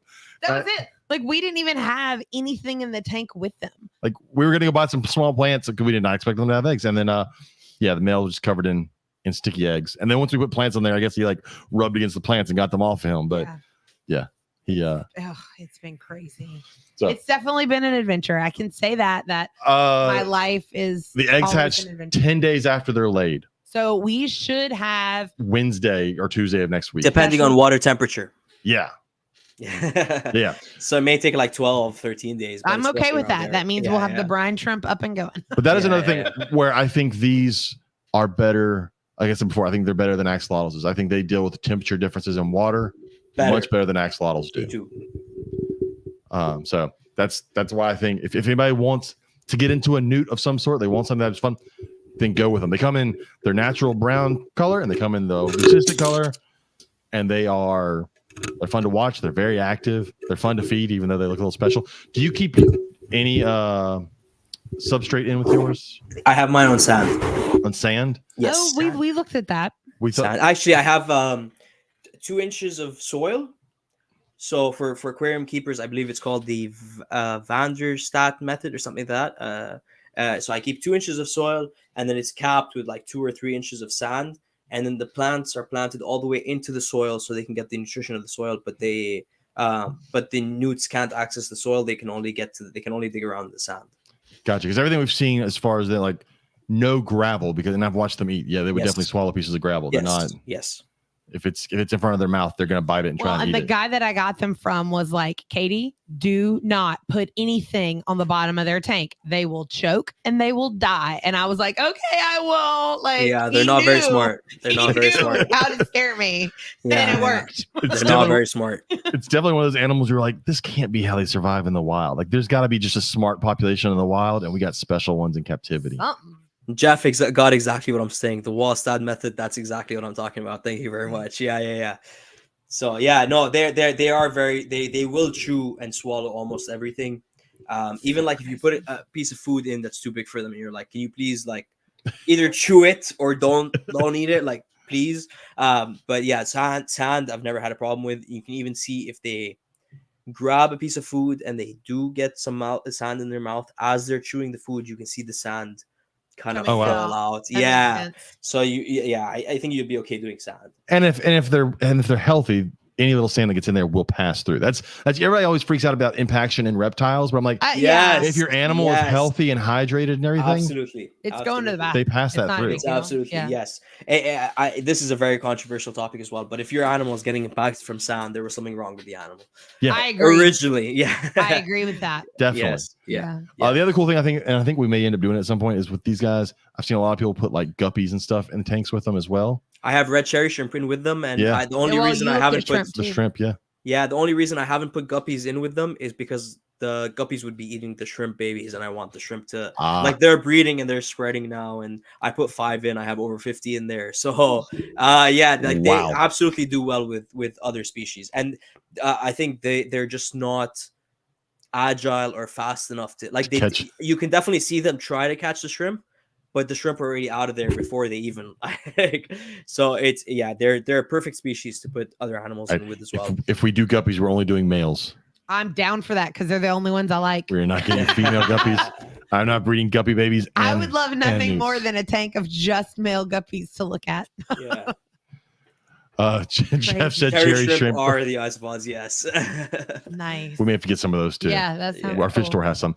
All right, so let's get out of here. It's almost 2 hours. Fadi, if people want to get a hold of you, talk to you, or if they want to listen to your podcast, what are the ways they can do all that? Yeah, first of all, thank you very much for having me on. This was a lot of fun. Thanks for coming This is on. great. I can't believe it's been 2 hours like that. I know. Like yeah, this has been so much fun. To find me, Daffy's Reptiles on basically every single platform: Instagram, Facebook, YouTube, TikTok, all the platforms. Daffy's Reptiles. I do have 2 YouTube channels, so Daffy's Reptiles is one of them. And then for the podcast, it's I don't know if you can see that. There we go. Daffy's Roundtable. Daffy's Roundtable. Yeah. So my podcast also is available on YouTube, Spotify, Apple Podcasts, all the streaming platforms. Reach out, guys. I love having conversations with people. I love talking reptiles. So check out the channels. Reach out to me. Give me a follow. And hopefully we get a chance to like re-collaborate again, guys. Oh, yeah. This was a lot of Absolutely. fun. Yeah. And I meant to ask. I feel bad because I feel like we talked about Spanish rib newts the whole time, and I'm sure that is not at all what you planned on having Well, them I on here did- for. I mean, I did want to find out about Spanish rib newts. I I need mean, to it find was out. totally great. I meant to ask about some of the podcasts. So I don't. Since having a podcast, I found I don't listen to reptile podcasts. And I agree. Yeah. I was listening to a lot of them until I started my own, and then I started listening. Yeah. But I looked through all of your catalog to see who you've had on, and there's a lot of people we've had on. You had the guys from Herpetoculture Podcast, so you had Justin and Ross over there. Yes. You recently had Mike on there, Mike Stefani. Mike's who- funny. Yeah. Yes. Mike yes. is amazing to Love talk that. to about monitors. What an amazing human being. Like Yes. One of the Actually, nicest people. Yeah. A friend of mine set up that the person that co-hosted the episode with me, Greg from Beneath Canopy Exotics, set that episode up, and I had no idea. Like I hadn't really I'm not a monitor guy, so I hadn't really interacted with him. But the second that episode was done, I was like, I need to have him on another 20 more time. Yes. What an amazing human being. You should go check out. I think Kaufman's been there. A couple people have been to his house. You need to see Yes. his setup in his Yes. basement. Yes, That I is- did check out that video. Wow. It is insane for someone to have that in there. He's got a zoo in his basement. It's, So- It basically does. So for your YouTube, the videos, like the video that we watched, obviously would you say that those are more kid friendly than the podcast, or is the podcast also, because we're not really a kid friendly podcast? I do try to keep everything as kid friendly as possible. Yeah. But yeah, so the way I put it is like I try my best to like keep it kid friendly. But if I don't my even guests, tell my kids about our podcast. Like my Okay. students, my zoology club, they know nothing They about know it. nothing. Okay, yeah. Nothing. I like I said, I keep it kid friendly. If my guests don't want to, that's completely on them. Yeah. So like completely their decision. So the podcast I'd say is a little less kid friendly.